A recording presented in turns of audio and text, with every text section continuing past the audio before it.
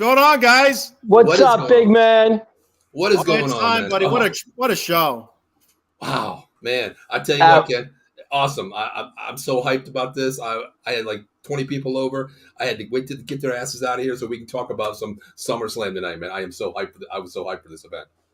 Great show, stunner. Very, very, very, very stunner. Very great, awesome, whatever you want to call it.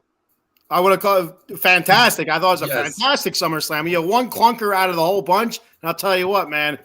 Well, what a show! What a show! We started off with our bald-headed friend here in Logan Paul. Hey, Jocko Robertson, what's up? Jocko Robertson, how are you, Jocko? What's going on, buddy? Real quick, I know you tuned in last night, but what the hell happened to The Rock last night? Where the hell was The Rock tonight? Where was he? That's what I was waiting for. You got Dave all pissed off here because there was no Rock. Exactly, right. Oh, I wanted to see the great one. I did too. I think we all did. Honestly. I'll tell you what, not to get too far off of the lineup that we're going with, I thought when Roman was sliding slowly, his loofah or not loofah, his chili peppers over his head. I was thinking he was doing that. We were going to hear, "If you smell what The Rock is cooking," and then it was going to hit, but it didn't happen. I was expecting it right then and there. You would have seen the shock on his face. That's what I was waiting for. Hey, Adam, how are you, buddy? What's going on? Adam checking in at 12:43 a.m. Hey. Doesn't sleep. Man, thanks, Adam. The loyal are out tonight, baby. Boy, the loyal are out tonight. We got loyal people tonight. Look at that. Danny on Wills. BS. Roman won again. Boo. Yeah. You can check Danny out on the Big Blue Power Hour and Joystick Junkies on Monday. Yes. Here on Out of the Box Sports Entertainment. Yes. The tribal chief, yes, he was victorious tonight, but it wasn't what I was expecting. Another loyal viewer, Eileen. How can we miss this show? The dedicated viewers of Out of the Box Atomic Drop podcast are in the house. It is 12:45 a.m. and our loved ones are here. Thank you so damn much. Eileen, how are you, girl? What's up? And you know what's up, crazy? Eileen? You know what's crazy, guys? The list keeps on going of viewers we have at 1 o'clock in the morning. Linda, what's up, girl? Linda Duarte, the best. Linda, what's up, girl? Guys, wow. Love saying Duarte. I love it. Exactly. Yes. Thank you for tuning in at 1 o'clock in the morning. We appreciate you guys. You know, hey, listen, we knew we were going live. We have to be for our viewers, so let's talk about this. Our viewers are waiting for us, and I appreciate every one of them. I really do. You already know. We're always duplicated, but you know, boys, we can never be replicated. You guys know that for sure. That's for sure. Yes, sir. Well, let's talk about it. Logan Paul and Ricochet. What the hell? Oh, my God. I'll tell you, two fly guys all over the place. It was a great match. Big man, what'd you think? Oh, absolutely. And I'll tell you what, we talked about it last night. We said this is going to be one of those matches that's going to whip the crowd up in a frenzy. It's going to be high flying. There's going to be crazy spots. And you got that and so much more. I'll tell you what, say what you want about that jerk off Logan Paul, because he is a jerk off. Say what you want about him. The dude can wrestle. The dude can wrestle. He can work the crowd. He can sell. He has it all. He's getting better on the mic. I mean, I don't know what to say. Logan Paul, if he sticks with it, he's going to be very, very good, and he's going to be one of those main event type guys. Love the match. Love everything about it. The outcome I wasn't too happy with the knuckles at the end. But other than that, the match was out of sight. Great. It was awesome. You know, Ken, I have to agree with you. You know, you guys know I'm a big UFC fan with his brother, you know, Jake Paul fighting tonight. You guys did call it. It's going to be the first fight because he wants to get the hell out of there, Bull, get to see his brother fight as well. I didn't even watch the fight because I can't watch Jake Paul fight in boxing. But I'll tell you what, Ken, I agree with you 100%. I can watch Logan Paul all freaking day wrestle. The dude has talent. He has so much athleticism. I can watch this dude because if he continues this shit, there's nothing this kid can't do, man. I mean, honestly, just the way he does wrestling. He's so smooth. Like Ricochet is super smooth. Jake Paul is smooth. He's almost Ricochet level smooth. Not quite there, but fantastic. Very, very good. Right, yes, Linda. It was a great match. Great match. Yep. And she says they were both equal when it comes to moves. I agree. If you look at this, if for another viewer that comes in here and watches that pay-per-view and they say, "Oh, who's this Logan Paul guy? How long has he been wrestling?" You would never know that he is not a seasoned vet in the ring. Nope. He's just so talented. And you know what? He's the type of person where he goes out and he works it, and it's paying off for this dude. It really is. High flying match, both of them. Gotta love it. He does that sneaky heel thing with the brass knucks at the end. You know what I mean? He has a cohort, a friend, or whatever you want to call it. You know, chuck him a set of brass knucks. He hides it. The referee's checking on Ricochet, and that's it. You know, he's able to hit Ricochet, toss the brass knucks. You know, fantastic. You know, that's old school heel stuff right there, man. Mm-hmm.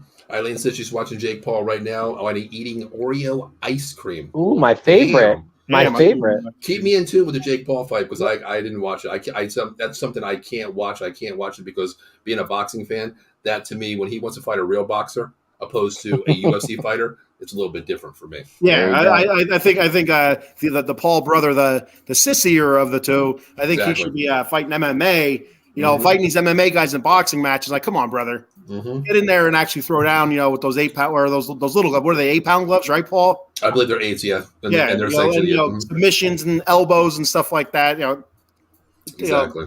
So yeah, she says she's watching the Jake Paul. Well, before we came live, I was watching Spaceballs, so it kind of tells you different mindset. Use the Schwartz, big man. But the question was, Kim, what kind of ice cream were you eating watching Spaceballs? I was not eating any ice cream. Unfortunately, I didn't have any ice cream. I looked. Trust me, I looked. It wasn't raspberry.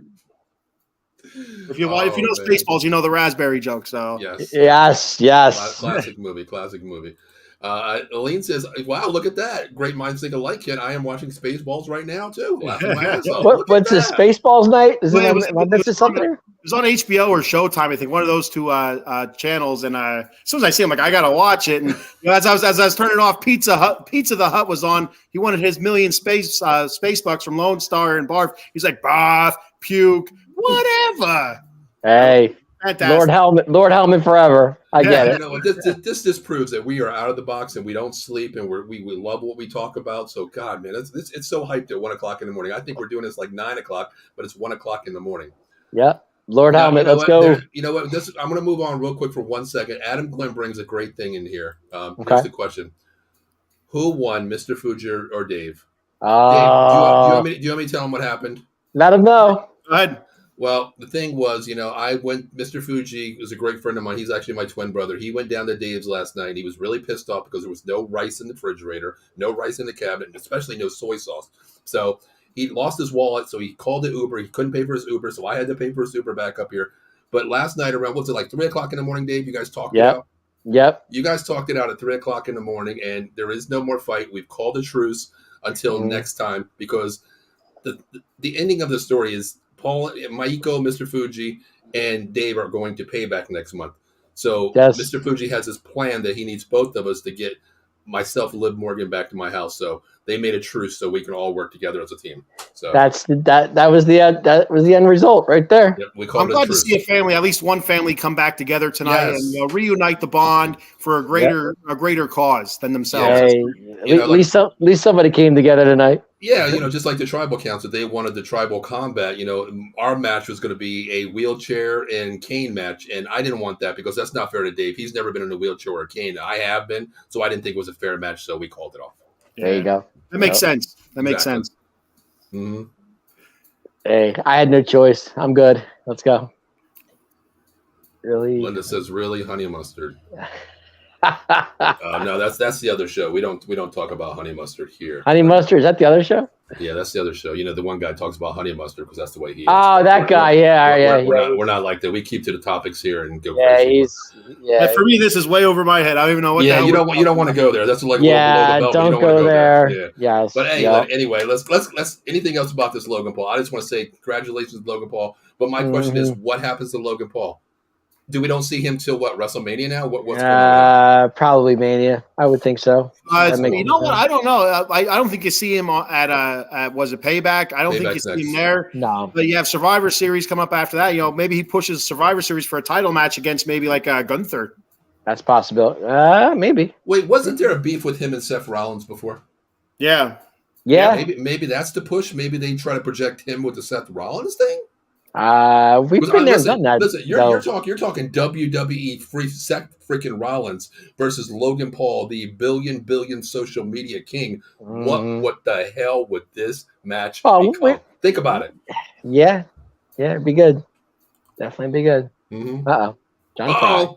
Speaking of family, we got Fry Foundation in the house. Brother John checking it out. What's up, Brother John? What's up, John?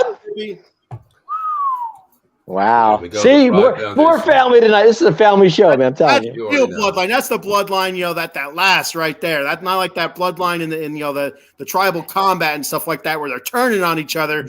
Damn you, Jimmy. Damn you, Jimmy. Now, Ken, speaking of family there, I got one question for you since, we're talking about family, dedication to each other and never turn on each other. You and John lived in the same house, correct? Correct. What if there was 1 gallon of ice cream left and you're craving ice cream? What the hell happens between this family rivalry right there? I already know what would happen. Brother John does not like ice cream, so that's why I'm the fat ass. He's not. Brother John does not like ice cream. Oh, Brother John doesn't like ice cream. End of story there. Well, damn, I should have done my homework on that one, huh? Damn. What's the one thing you both like that would actually everything else? Okay. The one thing I pick, right? Oh, yeah. You gotta be the last sandwich, the last hamburger, the last hot dog, the last meatball, the last cheesesteak, anything like that. There would have been elbows flying. I'll tell you what, he would have found his ass in a deep fryer. But now, no, we're grown adults now. Okay, so who gets the last cheeseburger? How's that? The older brother, of course. There you go. See, wow. There you go. Well, I tell you, out of the box can put a hell of a card. Fry versus Fry, Mr. Fuji versus Cowboy Dave. Let's say, oh man, here it is. Real quick, before we get too far off subject, I am the Roman Reigns of the Fry Foundation. I am the tribal chief. Brother John is kind of like the Solo Sequoia. He's the muscle. He's the beat. Wow. Brother John is the enforcer. So my question for John is, how many times did you clean Ken's room? Because that's what I want to know based on what guys, Jocko's back. He said he was back. I don't know. I don't know what's going on. Well, hey, there you go. Thanks for hopping off and coming back, brother. John says, I don't think so. You know what? We're gonna get to the bottom of the line on this. We're gonna have a special show with the Fry Foundation, and we're gonna get to the bottom of this shit. That's what we're gonna do. We're gonna have a Fry Foundation council meeting. Jocko. I did not since The Rock SummerSlam. I did not see The Rock at SummerSlam. Or is he saying he didn't say The Rock would be back at SummerSlam? What did he say? One or the other. No. He's saying he did not say The Rock SummerSlam. I thought he said The Rock SummerSlam, but it doesn't matter. The Rock wasn't there. Rock wasn't there either way. It doesn't matter. He wasn't there. But, okay, when do we see Logan Paul again? I'm going to say maybe – I think he becomes a – I would say WrestleMania. That would be my guess. That's too far, Dave. I think he's going to be a household name. I think next major pay-per-view, either Survivor Series or Royal Rumble. Okay. All right, so we're going to skip Payback and Royal Rumble. I could see that. I could see definitely. He will definitely be in the Royal Rumble match, I believe, or have a match of his own. I'd be surprised if you saw him at Survivor Series with a feud with somebody else. Now, my question is it going to be another high flyer like Ricochet, or is he going to go back to because he worked well with Seth Rollins? Is he going to go back to somebody like that? Like Dave said, we already seen that show a couple times. We don't need to see Logan Paul and Seth Rollins again, but Logan Paul and a different guy, that leads more credence to Logan Paul and his athletic ability, and who he can work with. You know what I mean? Gotcha. Linda says Linda agrees. She thinks he'll be back at Royal Rumble. Okay. Another comment. Adam how about before we get to Adam? Would we? How about a Logan Paul? I'm sorry, Adam. I'm sorry, my fault. How about a Logan Paul? Ricochet cage match. That would be even better. Or a cage or a ladder, like anything like that would be fantastic. Yep, absolutely. But again, I don't know. This feud I think might be done. Mm-hmm. Maybe. Now, see, let me say something here. Let me put it down for you, brothers and sisters of the Atomic Podcast land. That shit ain't going down right now. That shit ain't going down. Okay. So, Ken, how many times back in the day did you say, John, acknowledge me? All the time. Real quick with me and John, me and Brother John. God. Brother John and I, We loved wrestling growing up. Huge wrestling fans. He was a Hulk Hogan guy. I was an Ultimate Warrior guy. We used to have all those wrestling buddy dolls. We used to actually have tag team matches with them, and sometimes they would win. So just letting you guys know that. But we had so much fun when we were kids wrestling and stuff like that in our bedroom and stuff. So it's great memories when I see Brother John checking into a wrestling show. And Steven Selby is actually a cousin of mine. So we got the whole family, the whole Fry Foundation. The whole Fry Foundation's in the house tonight. He's a cousin of the Frys here. So damn, what's thank up, you Steven? guys for joining us. Thank you for joining us. We got 12:56 on a Sunday morning, and the whole Fry Foundation's on the show. Right. We have 8 live viewers right now tuning in. Thank you so much for doing this. We really appreciate it. We do it for you guys. Hey, we appreciate every one of you. Every one of you. Definitely. Even if you are in the Fry Foundation, we still appreciate everyone. Hey, don't mess with the Fry Foundation. I'll tell you that. I'm not. They run in packs. They run in packs. Leave them alone, man. I'm telling you. I can see that. Hey, Steven, real quick, you said very predictable ending. You watched this show since like 3 or 4 weeks, 5 weeks now. Ever since the beginning, I've been saying I feel like Jimmy's going to turn on Jay, leading to the Uso Civil War. So we'll get to that a little bit later on when we get to the main event. And I'll admit, I kept saying you can't break up the Usos, but apparently they're going to do that anyway. Well, you guys ready to move on to the next one here? We're ready. Yeah, let's go. Let's talk about this. Round 3, the rubber match. Go ahead. How many suplexes can I see from Brock Lesnar a night? I can't count that high. Well, and his suplexes are so filthy, though. Yeah. How many F5s can I see from Brock Lesnar a night? It just blows my mind. But the outcome was exactly what I wanted it to be. I thank you, Cody Rhodes, for winning that match. That was great. Mm-hmm. I was all over that. Linda's a fan. She's glad Cody won. But my question to you guys is, I don't watch wrestling as much as you guys do, but you guys got me back into this. I don't miss anything now. But watching the old Brock Lesnar, I said this in our group chat with you guys. Yeah. Has he lost a step? Because those kicking out Cody out of the ring for 10 seconds, back and forth for like 5 minutes straight, that was giving Brock a rest. Because Brock can't go that long anymore. That's what it feels like to me. Well, the old Brock couldn't go more than 10 minutes. So here's my thought on that, Paul, real quick. So me and the family, we were out kayaking earlier, so I didn't see the match live. I did watch it back during the vignettes throughout the rest of the show. So when I watched that back, from when that told me, yes, Rock did need a rest time because he's in MMA shape. He's in big, thick, heavy wrestling shape. He's the monster, probably he's the beast. Yes. But that also set Cody up because he's throwing Cody out. He's like, he's done. Count to 10. He ain't getting back up. Cody gets back up. Brock knocks him down. He's like, oh, he's definitely done. Brock even stepped out the one time when the referee was at 8 or 9, saying, he's done. I'm leaving. This is over. That kind of that's setting a storyline up like Cody's not going to give up. He's not going to be denied tonight. This is Cody Rhodes night. The Rhodes family will stand tall against the Beast Incarnate Brock Lesnar. Mm-hmm.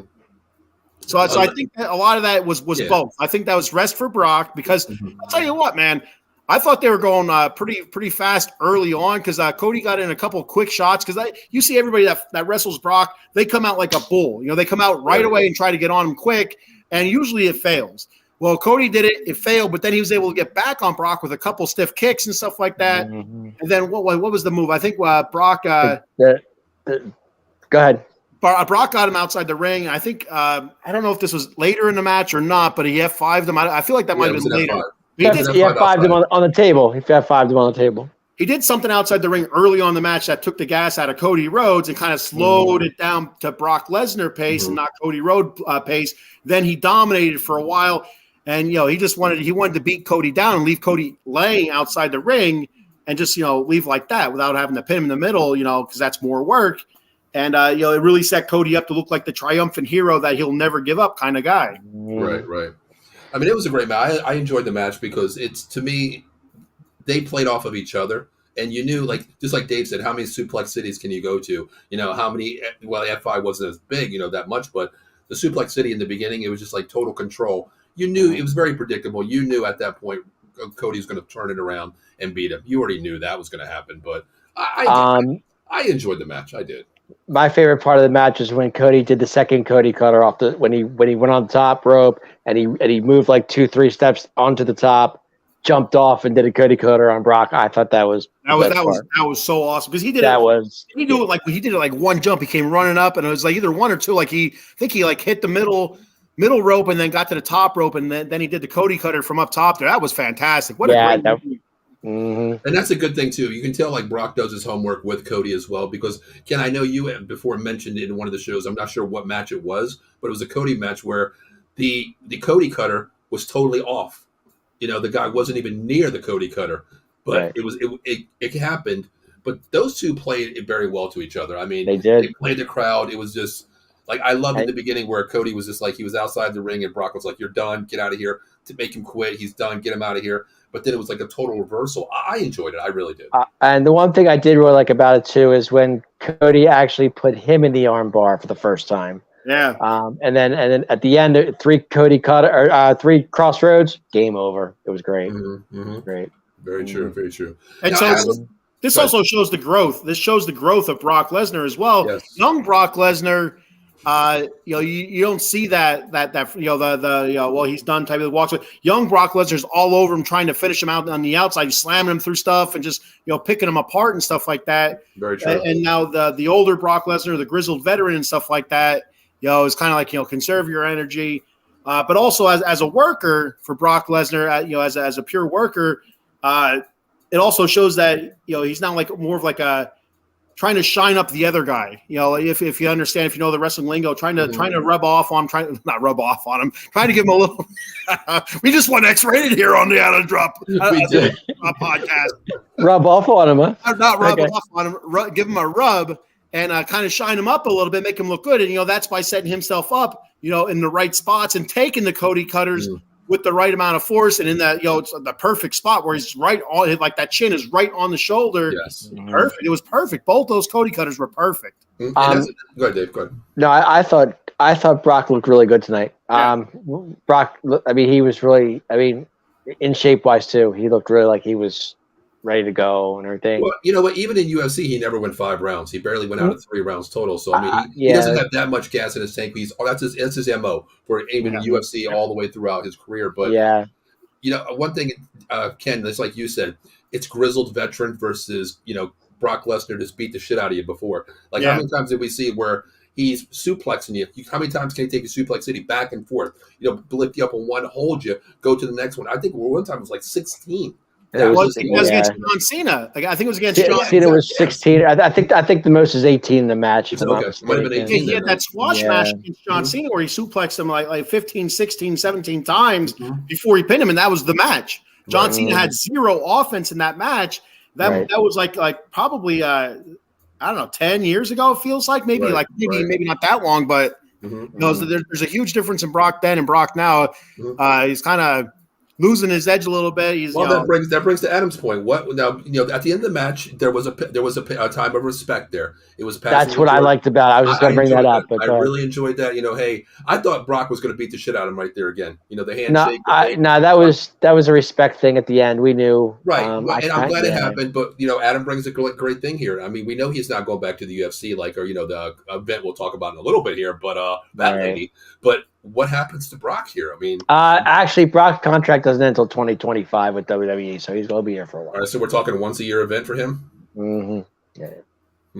Well, it's going to come down to whoever needs that lift, whoever needs the push. Whoever needs that push or that storyline to kind of raise them up a little bit. Because it with Brock, it's not going to be a one-off match, kind of like with Cody. You're going to get one match at one pay-per-view.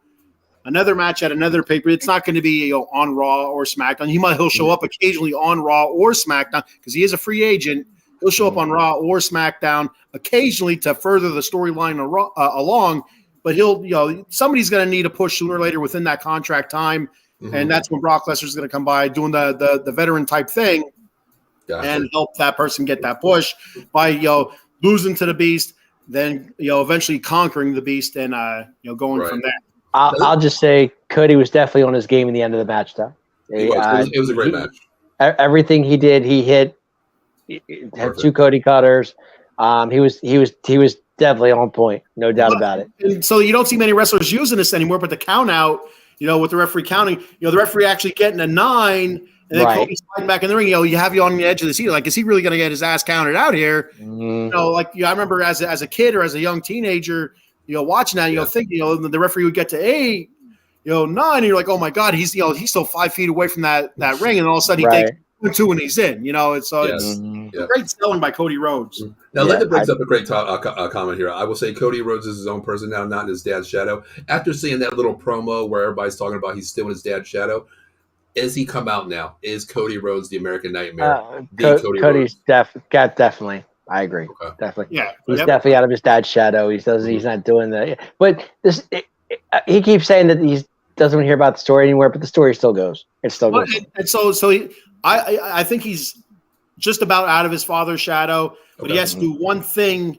before he's completely out of his father's shadow, and is wear that championship belt, man. I think that's the one. I don't think Dusty won the world title at WWF. Never. Nope. I mean, that's the one thing that Dusty didn't do at WWF. He was the American Dream and all that stuff. People love Dusty, and helped so many businesses along in different territories throughout Dusty's career. The one thing Cody can do that his father wasn't able to do to kind of separate himself is win that title. That's the next step for Cody. Okay. Which brings up 3 comments coming up here. Well, I'll read them real quick, and then we'll go into them answer because they all hand in hand here. Eileen says, where do they both go from here? Eileen says, what did you guys think of the stare down and a handshaking at the end? And then, of course, what's next for Cody? So let's talk about let's talk about the stare. What did you guys think? I honestly thought when they did the little head to head there, I thought it was just going to be like, okay, you know what? Brock is Brock, man. Brock is the beast of carnage. He's UFC Brock. He's going to swing here. That's what I thought. I didn't think the respect thing was coming. That threw me off my game right there. Go ahead. Okay. Go ahead. So my thought on it was, that's Brock, got right in his face, forehead to forehead. He wanted to see what Cody still had in him, and he saw that Cody was still ready to go. Cody was still like that ravenous dog, that pit bull. He was still that guy. So that's what I think. I think with Brock seeing it deep down, he's like, all right, this is the guy. This is the guy that beat me. Hell yeah, I'm down with this. And that's the shake of the hand, the show of respect. Say, you know what? I got you, dude. The hell of a job. I gave you everything I could. Way to go. And you're still going. So, yeah, absolutely. That's true. Dave? Total respect out of Brock. I loved it. I really did. When they went head-to-head like that, I thought for sure. I said this is going to be a respect thing, handshake thing. I didn't think anything at 5s. I wasn't seeing that because you saw it all match. It was that was pretty much, that was done at that point.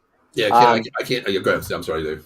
Yeah, that was pretty much done at that point. But my thing is, too, I respect Brock for what he did. I really do respect because now that feud is over, those two know each other really well. It was a great ending to the match, and thank God Cody did win. That's all. Yeah, I agree with Ken. I think that's like being the schoolyard bully, being Brock for a while. You're beating the hell out of him, getting his lunch money every day, and then finally you stood up for yourself one time. So I'll give you the handshake and respect there. So I enjoyed it, but that brings the question here, which he deserved. What's next for Cody? What's the big push for Cody now? It's a great question. It's going to be a strap, man. It has to either be the world title or ending Gunther's reign. Oh, wow. I mean, so the IC title has not been this hot in a long time. Sure. But that was almost like a second thought, a secondary thought. But Gunther has brought the IC title to such a different level that it's not quite up to the level as a world championship, heavyweight championship, WWE championship, whatever you want to call them.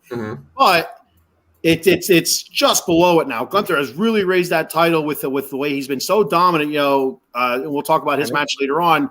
And so I wouldn't be surprised if Cody's next step is the ring general, Gunther. So. Okay. I think that'd be fantastic. Well, speaking of Gunther, there was, the next match is one I'm really trying to avoid. I really don't want to talk about that bullshit match that we'll have to talk about.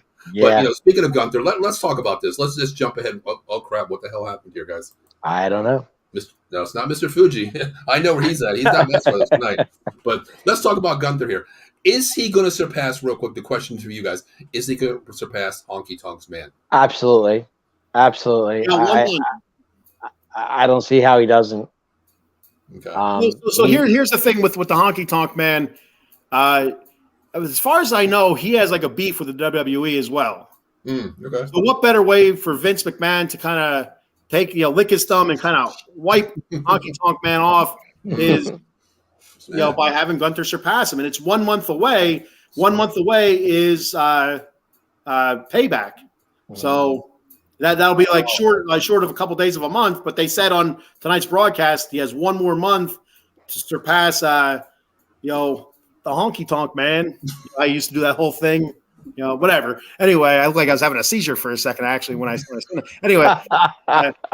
So about a month away. So it's actually a couple days short, but I think he's going to surpass the honky tonk man. Why have him go this long just to come up and be so dominant? I can see if he's just barely scraping by with the help of Imperium, but they're not helping him. They are not helping him in these matches. So I could see if that was the case, but it's not. He's doing all this dominance on his own. Mm-hmm. He's winning matches cleanly. He's not even cheating on these matches that he's winning. I mean, everything's power bomb finish 1, 2, 3. Mm-hmm. So Linda, with your comment says, but the thing is that Cody don't need the belt to get out of his father's shadow. His abilities in the ring will get him out of there. Absolutely. So Cody, athleticism and Cody ring wise is so much better than what Dusty ever was. But Dusty was such a terrific storyteller and seller. And the promos from Dusty Rhodes, dear Lord, you go back and watch some of his old promos, the Hard Times promo, baby. Go back and watch that. Fantastic. But the thing is, with Cody Rhodes, in his mind, he wants to be better than his father. Mm-hmm. And the only way he can do that, because he's not going to ever cut a better promo than Dusty Rhodes did. No. The only way he can do that is by winning that strap and saying, "Dad, I did it.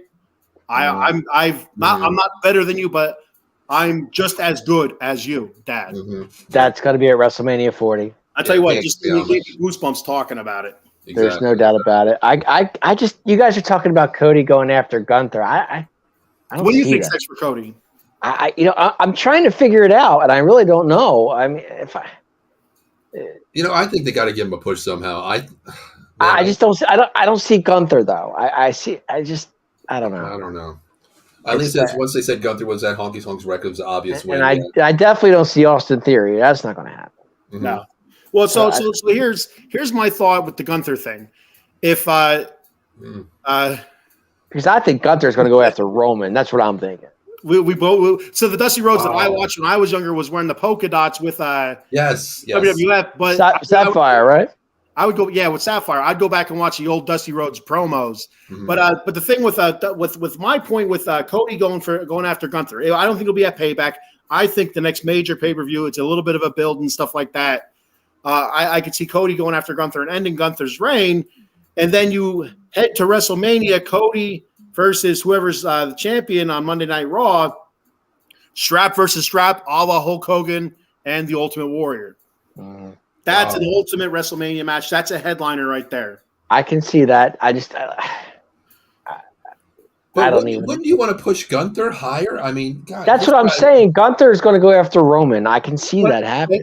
And in order for Gunther to do that, sooner or later, he's going to have to drop the IC title. He's going to have to move on from the IC title.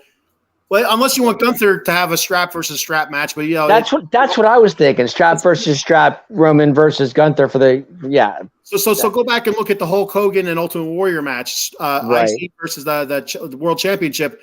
They were both good guys. It's harder to do that with both two bad guys doing it. Roman and Gunther, they're both bad guys. The fans do love Gunther. I'll tell you, they do like Gunther. They do like Gunther, yes. But he's not a good guy. He's not a face. He's a heel. You can't have a heel versus heel for strap versus strap. And I get where you're coming from. I really do. Don't get me wrong. But I heard Gunther say a while back, he says, my goal is to be champion. My goal is to go after Roman. So that's what I'm thinking. I mean, what more does Gunther have to prove? He's beaten everybody in the IC division. Well, he hasn't beaten Cody in the IC for the IC title. Well, but Cody's above the IC belt. That's my point. What makes Cody above it, and not Drew McIntyre? Because he's Cody Rhodes. It doesn't matter. He's after the title. The IC belt that's below Cody Rhodes. The IC title's a lot higher than it was, and it's not below Cody Rhodes. I think it is. I really do. I just do. I think it's a stepping stone. Mm-hmm. I agree. Dave is used to strap versus strap. LOL. I don't know what Linda has on you, Dave. I like what we were saying earlier. Well, I thought you were going to say I like strap. I can see. I know. I thought I you were can going to say like a see. certain kind of strap you were going to talk about. No. Gunther versus Roman, strap versus strap. I'm good with that. I'm okay with that. I have no problem. You know, I can't see. I like Ken's, talking about that one. You can't have two bad guys because to me, everybody's turning on Roman. You listen to the crowd tonight. Roman sucks. Roman They hate sucks. Roman. They hate Roman now. It used to be like, Yeah, that's true. Yes, Roman, I acknowledge you. Now it's flipped.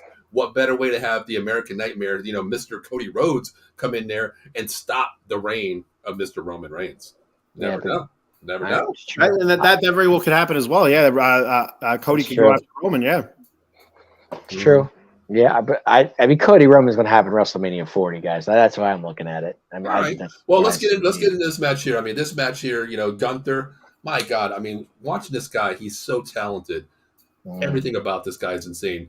And I honestly Dave. You were right. Ken and I were wrong. You guys are 2-0 on your things right now. I'm 1-1 so far. You guys are, Dave. You're 3-0 right now. So I had a good night. Right. I did. I was 7-1. So my thought, terrific match. Those chops are just absolutely wicked. I don't know how many freaking chops we saw, but it's just not that. So many other moves. These guys, they went a while. I don't know if it was 20, 25 minutes or whatever. Mm-hmm. Yeah, I think it might have been 20, 25 minutes. But they were out there for a while, and it was a brutal match. Mm-hmm. And you seen it on their chest, with those chops. And I'll tell you, when Drew was on that top rope, and he came down on the bottom, or he was up there up top, and he came down on top of those ropes. Mm-hmm. I mean, I kind of grabbed him. And that's, Gunther, was able to capitalize on it. So. Mm-hmm. Yeah, I didn't see it coming. I thought for sure Drew was a shoo-in, coming back, kind of move Gunther on from the IC title. It makes sense to me, but that was a hell of a match. They love that. They love that title on him. They just love that title on him. He's so good. Like everything he does is so just I don't know. I don't know what it is. He's a natural. He's a natural. That's just what it comes down to. Were you back already? Did you watch this one live or no? Yes. Okay. As soon as you said that in the group chat about the slap fest, I put that on Twitter. I'm like, how many times can your chest hurt? My chest are hurting so bad from this slap fest of a match. It's my God. Some of those chops were so loud. I mean, granted, these are professional wrestlers. They're professional for a reason. They know how to manipulate sound and and movements and stuff like that. But you cannot manipulate the broken blood vessels on these freaking chests on both of them. Right. It's absolutely insane to take those, to stand there. They're more man than I am. I'll tell you that, to stand there and let the other man slap the shit out of you on your chest. It's you have to keep kind of going through your mind. I'm making a lot of money doing this shit here. I'm making a lot of money. You know what? I would have had to tap out like that. A couple of those, poundings. I mean, I look at Sheamus and his hits, the punches to the chest, the rope, whatever the hell it is. That hurts me. But watching these two go at it, Drew and Gunther, holy shit, that hurt. Yeah. Well, you got two big guys going at it. And the fact that Gunther can pick up Drew is amazing to me. And also Drew's a big dude. Yeah, the power bombs from Gunther, Jesus Christ, they're solid, man. Can you imagine the impact when you hit that ring when he picks you up? My God. And he's not picking you up and just dropping you down. He's picking you up and he is slamming you down. Yeah, his weight is on you. Yeah, exactly. Now, Linda says, I say Gunther keeps a title and goes after Theory for a title. What do you guys think there? Well, maybe he's a collector of titles, perhaps. What better way than to start building up a trophy room, basically. You know what? I'm bored with the IC title. I've beaten everybody for that challenged me with the IC title. I'm going to go for another one. I'm going for the U.S. title. I'll be the U.S. and Intercontinental Champion. Now, Gunther, I can see doing that. Yes, I like that idea, Linda. I really like. Yeah, that's a great. Yes, I like that. Let me ask you: does he ever get rid of Imperium? No. He stays with Imperium. I think he gets rid of them. I think because he's been pissed off lately. He's been pissed off with these dudes lately. Yeah, but they're his boys. That's kind of. I think one of them are going to drop out. I think it's going to be Gio. I think Kaiser Ludwig is going to sooner or later. I think sooner rather than later. It's going to be a Ludwig Kaiser Gio feud, and they're going to add somebody else to Imperium. Okay, they could. That possibly. Yeah. Linda says yes, he will get rid of him. They go solo. That's. I think he's going to go solo because I think he's better off by himself because their tag team has nothing to do with him, honestly, and I don't think they can compete. I really don't. No, I like Imperium. I do. I think I'm with Dave. I like Imperium as well. I like the whole faction of it. I'm a fan of the whole thing. He doesn't need them. Absolutely does not need them. No, he doesn't need them, but it's better if he's with them, I think. They're like dog shit on his shoe. You know what I mean? He could easily go in the front yard and rub it off. This is true. But he leaves the dog shit on. He's like, what the hell? I'll just carry this dog shit in through the. But the announcer for him, for Gunther, I think he likes that. Like that makes him even bigger. You pissed Linda off, brother. Hey, that's because you hate being alone. I'd say, who doesn't hate being alone though? I don't like. I know. I hate being alone, man. I don't mind being alone. I'm good with it. I'm alone all the time. I'm good with it. I don't like it all the time. Once in a while, it's fine. But hey, Mr. Fuji, Dave said he doesn't like being alone. You want to go hang with him this weekend? Not tonight. Not tonight. Keep that Oriental Express out. That's the last person I want to see right now. I can have him there in a couple hours, Dave, if you want. Yeah, I'm sure you could. Take him off my hands for a while. Stay in the closet, Mr. Fuji, where you belong. Well, he's not in the closet anymore, Dave. He's actually out now. He went shopping. He got rice. He's good. Okay, he's good. Okay, he got his rice. Okay. He's like Tower of Power on 215 Boys. He's patience now. Leave him alone. Tower of Patience. Yes, he's patience. Okay.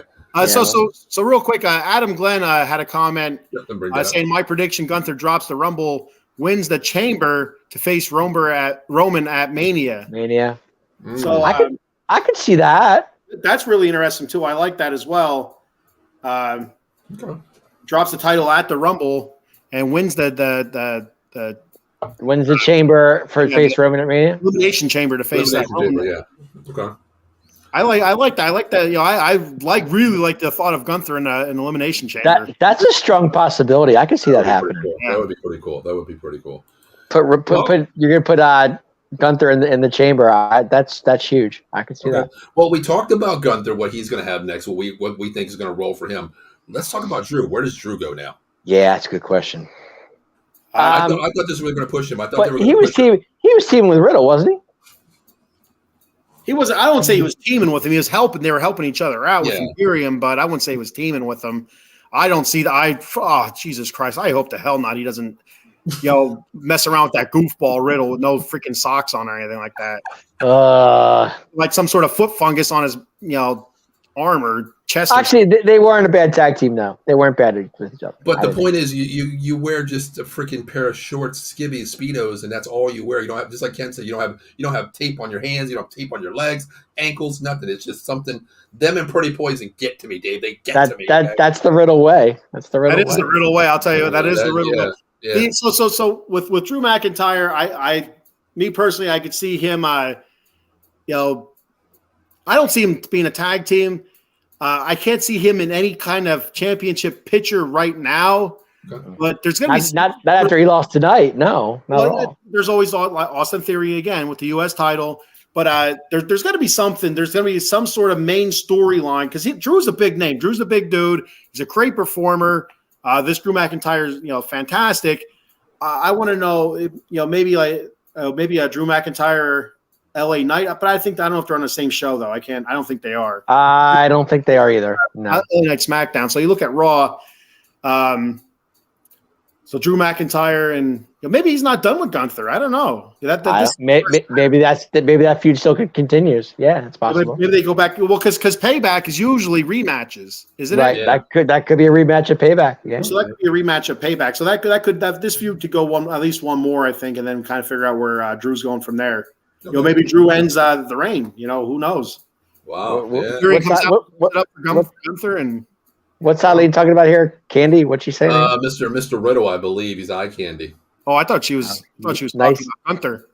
Nice eye candy. Eileen, who are you talking about? I'm talking about Gunther. I think. Let's predict real quick. I'm going to say she's talking about Riddle. Who do you think she's talking about? Gunther. I think it's Riddle too. I think it's Gunther. Okay, we're going to see. Eileen, let us know. Okay. Nice eye candy. Gunther. But she says Drew is above United States IC champion. What do you guys think? United States champion. United States. What? So here's the whole above thing. It depends on what you do with the title. Now, hear me out. Okay, sure. John Cena, one of the GOATs, was he above the U.S. Championship when he made it legit? No. Wow. He took that U.S. Championship, had the U.S. Open Championship. That title was above the Intercontinental title, and that was one of the most popular titles running while he did the United States Open Challenge. Mm-hmm. Are you saying the U.S. title's above the IC title?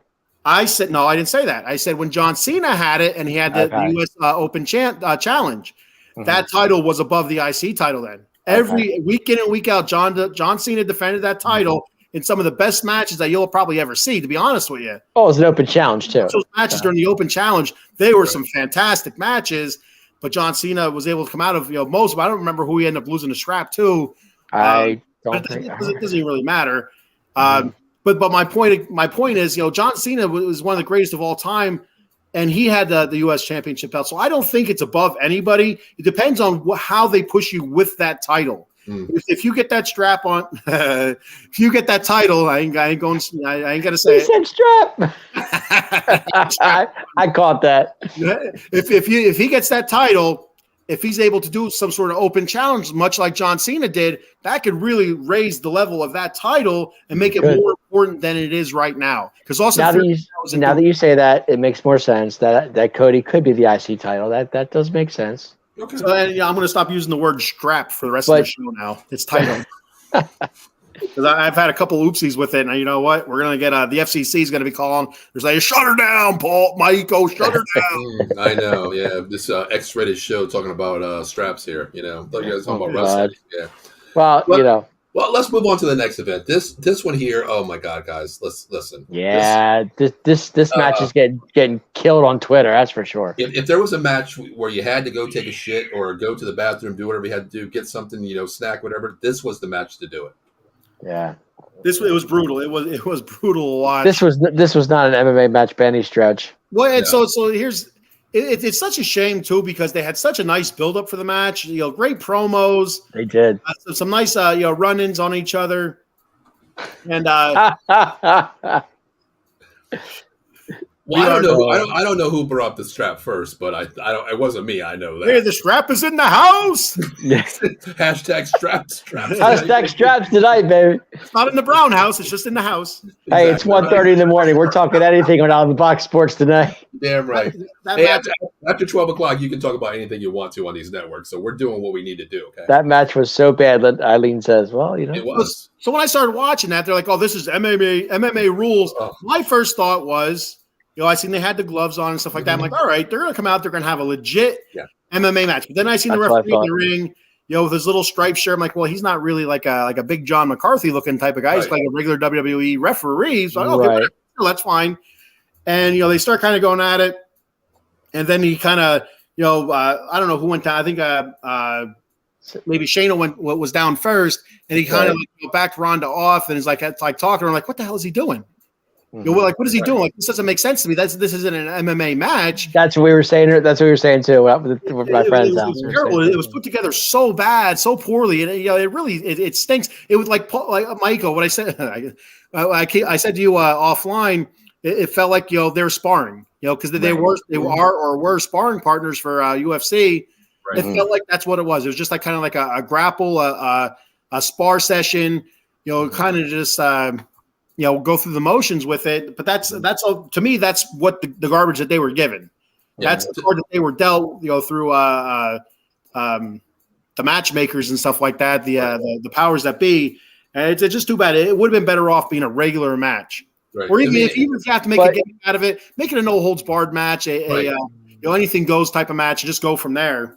Exactly. Go ahead, Dave. But the kick that Shayna gave to Ronda was good. I'll give you that. Okay, that was about the only. I know you don't watch UFC, but that kick was heard around the world. That's when Holly Holmes knocked out Ronda Rousey with that kick that says she's unstoppable. No, I'm saying I thought the kick was good. I thought that was the best part of the match. To me, was the only time I jumped up and was like, "Holy shit, that's Holly Holmes."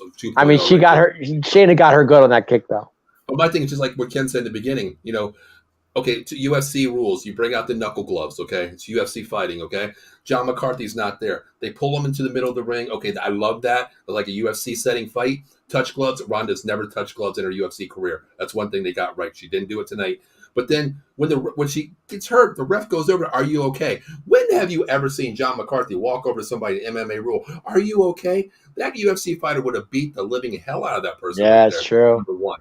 Since when do you wear boots at UFC? My thing was, I thought they were going to do like 3 5-minute rounds, like 5 minutes here. Okay, that's it. Oh, yeah. Go to the next round. Okay, come and touch gloves if you want to. Next round, do a 3-round fight. Championships are 5. I thought it would be like a 15-minute fight. That would be a great 15-minute fight between two. Sure. But it was nothing. It was just like Ken said, grappling. I know your moves, you know my moves. Okay. When have you ever seen someone get out of a Chimera, a chokehold, as easy as they did during that match? That made UFC fighters say, like, what the hell? You're making fun of our sport tonight. That's how I felt from a UFC That's exactly what we were saying earlier. I was watching UFC at the time, too. I was watching Fight Night as well. Right. You know? Yeah. It was just a sparring side. That's the last time you've seen something like that where it was that easily a counter and stuff like that off of Kamara, where a chokehold was during sparring sessions. That's what it was. Let's just call the zebra as a horse and then go home for the night. That's what it was. I've never seen someone be in a guillotine for over 20 seconds like she was tonight. Just like, okay, it's no big deal. Let me just lift up your hand. You tickle, tickle, tickle. You're out. No, that's what it was like to me tonight. Like, God, I never seen anything like this. Well, I was glad to see Shayna win the match. Just that was the best part about it. So, okay, real quick, have we seen the end of Rousey? Is she gone? Yes, she's done. Yep. Okay. She's back in UFC in a couple months. Okay. I think she's done for now. For now, okay. Until Vince, you might see her on Raw, but. Well, no, I think down in the she's done for the foreseeable future. But don't be surprised if in like 2-3 years from now she pops up at an event at ringside as a fan. All of a sudden, people are going nuts. Oh, it's Ronda back, or somebody that's another UFC type fighter happens to be in the WWE at that point. A couple of years down the road, is kind of dominating, and then you hear Ronda's music hit. Ronda comes down. She's back. Oh my God, the baddest woman on the planet, blah, blah, blah, is back. But I think that's a couple years down the road. I think she's done for right now. And I think she comes back sooner than later. I think she does. Yeah, I don't think it's a couple of years. I think she'll be back sooner than that. Here's my thing. I'm going to tell you right now, Ronda, I hope you're watching this show, or your promoter, or your fight club, whatever you want to watch. Because I'll tell you what, the way you look tonight with UFC moves, you're going to get your ass kicked in the first 30 seconds of any match that you fight in this class, because that's the reason why you're going back to UFC, because you want that undecided belt since Amanda Nunes left. And I'll tell you what, the way you look tonight, I know it's a show tonight you put on entertainment, but girl, you got a lot to work on. I'm telling you right now. Well, we've talked about this before. She couldn't hack it, with today's UFC fighter back when she was at the end of her career, and they've gotten better, and she has not. I don't care how much training. She was the baddest woman on the planet in UFC for a time. But then they caught up to her and passed her. Guess what? It's lapping her now. It's going to be really bad for her. I believe. She might. If they give her a gimme match in the beginning or something like that to kind of get her over. Hey, Ronda's back. Ronda's back. And then go from there. She's going to be in a lot of trouble. Yeah, I agree. Because her stand-up, she has no stand-up game at all. And the way she swings her arms, she's one of those, when you box, you're straightforward. Her, it's like, it's a roundhouse. It's a haymaker for her. And it shows no matter what she does. If you get on the ground, she gets you on the ground, it might be a different story, but you keep her upright, UFC is not going to be the answer for you, Rousey. Sorry. But where's Shayna go? Where does Shayna go? Does this elevate her? Definitely. I mean, this is kind of a storyline ended. This is like a storyline ended tonight. So where does Baszler go from here? Where does she? Shayna could go after Rio. Rhea? I don't think so. I said Io. I didn't say Rio. Io. I think leave Io alone. Leave Io alone. I'm just saying she could. I don't see it. I don't either. Eventually, I could see her if she continues to get better. But after tonight's show, I don't see her being in any line for a championship. She needs a couple more matches, maybe another tag team. I don't know who she would join with though. Joining a faction or another tag team, somebody else. Maybe we had the Nia Jax name pop up on last night's show. Maybe she makes a return. They were together before. I think I could be wrong. I think they were. Yeah, now that you say that. That reunite, reunited, and it feels so good. Ladies and gentlemen, it's 1:35 in the morning, and we're singing "Reunited" on the Atomic. That's a good song. Peaches and Herb. That's a good song, or whatever the Peaches, whatever the hell it was. That was a good song. Now, Adam says right. Shayna and Rhea payback. I don't see that. I can't push Shayna that high up after this. You guys are not high on Shayna at all. I don't understand. No, I'm not. No. See, I'm high on Shayna. I think Shayna could go after Rhea or Io. I really do.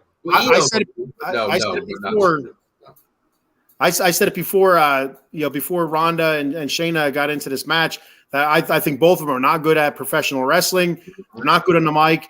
I thought they got better on the mic as their feud went on, but I still don't think Shayna's a professional wrestler. I'd be like, you know what? She is the best woman in this division. She's nowhere near it. She's not even sniffing their boots right now. Wow. Agree. Okay. Yeah, I don't think this gave her a push at all. I think Rousey got pushed out the door on this one, and basically Baszler, she just got pushed to the same elevation that she's at. Nowhere to go, with her. Honestly, I don't think it did anything. Yeah, exactly. Flat line straight across for her. Okay. Yeah. Well, let's get into the next. What do you guys want to talk about next? What match do you guys want to talk about next? It doesn't. We got Seth, or we got the Rumble. We got with that Battle Royal. Battle Royal. We'll leave the other. We'll just go with this one here because we don't have the banner for that one there. The Royal. Okay. Right. So let me talk to you. Yeah. But day before that, the 7'4", 499-pound and a half, Ugandan beast comes in. Omos. Yes. Holy shit, that dude's big. Yes, he's a very big guy. Now, Big but stiff. I did not see the Battle Royal. I couldn't find it online to rewatch it. It was good. So it was a go to the bathroom match. I heard it. No, it ended with, but it was good. Sheamus and LA Knight. So how many guys were in the match? Was it 25? It was 12. Yeah, something like that. It was over 20. That's what we talked about last night. We weren't sure if it was 25 or because they had 8 of the guys on last night, and so we weren't sure what it was going to be. So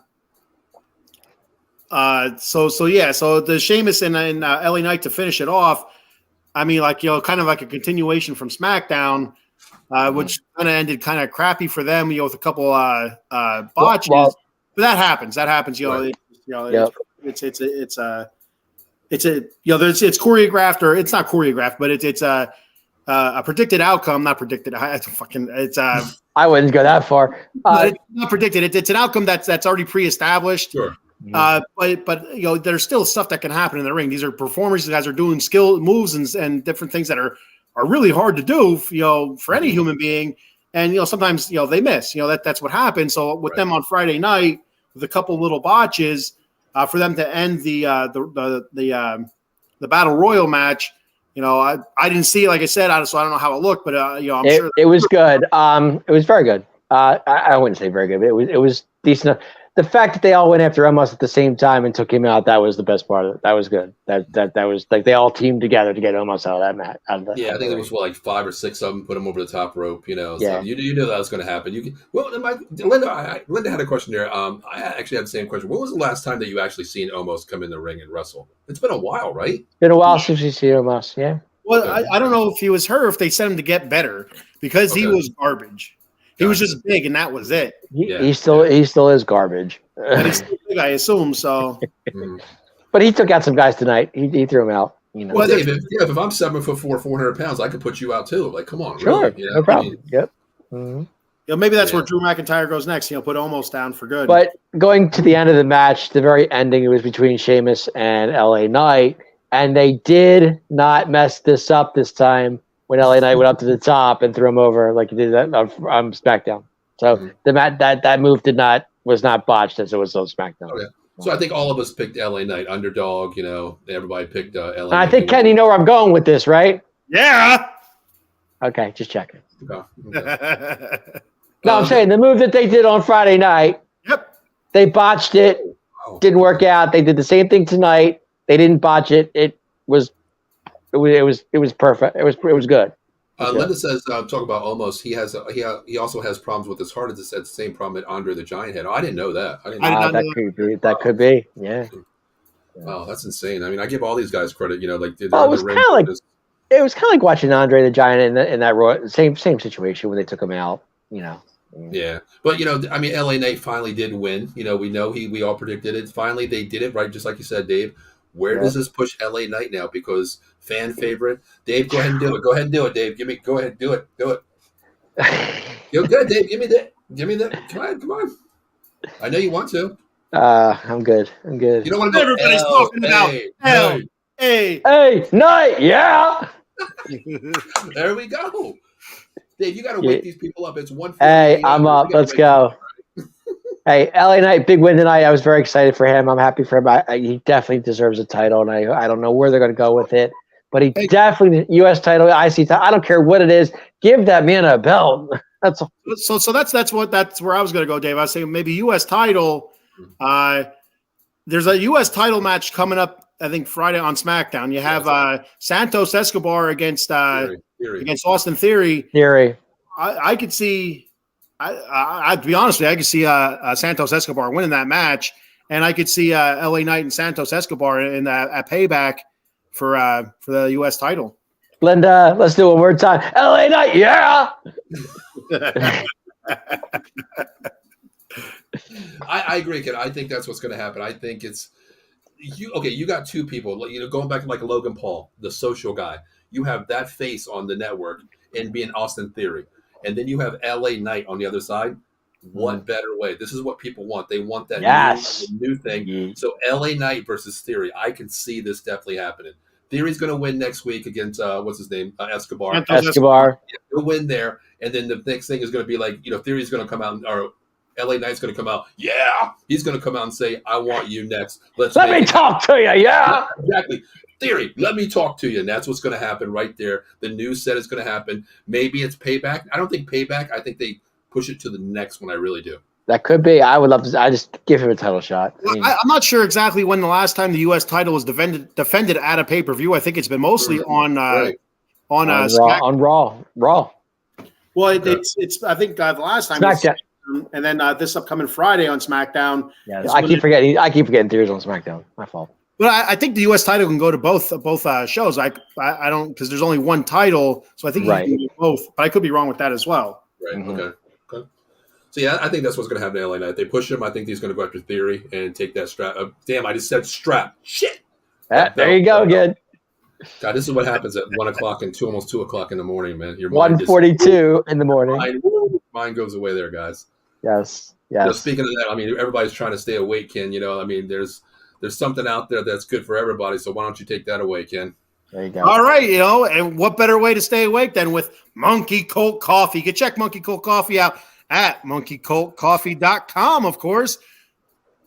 Some terrific flavors, the bourbon chocolate chip infused coffee, out of this world. My personal favorite, the toasted coconut rum. Fantastic. And their newest coffee, the Sumatran blend. For all you folks out there that aren't into the flavor coffees, check out that Sumatran blend, and you won't be disappointed. Also at monkeycoltcoffee.com, they got T-shirts, they got coffee mugs, tumblers, they got the cold brew pitcher, the K-Cup adapter for you K-Cuppers out there, and also the rum cake. Don't forget that rum cake, man. We need the cake. So you can get that at monkeycoltcoffee.com. And at checkout, be sure to use the promo code OOTB Sports for 10% off. That promo code, once again, is OOTB Sports. And real quick, if you're not into coffee and you want to help some kids out, buy yourself some coffee. And each donation, I'll get to the Janes in a second, Monkey Colt Coffee donates a portion of the proceeds from each bag of coffee sold to the National Pediatric Cancer Association. But if you also want to help some more kids out, you're feeling charitable to the little bastards, please give it to Not Your Average Janes. I'm a coach for the 14U. Actually, we're moving up to 16U, Not Your Average Janes. And like I've said a million times, the cost of everything is rising. Tournament fees, insurance, the price of balls, this, that, and the other. Everything's just going up, and up. So we could use your help. Every little bit helps. $5, $1, $10, $20.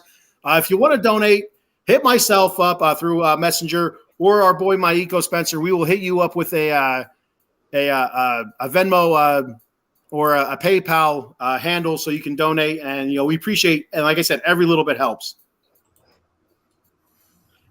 And the dugout mugs are here. I don't know if you noticed, but I was drinking out of the dugout mug all night. I love me some dugout mug. You can check them out at dugoutmugs.com.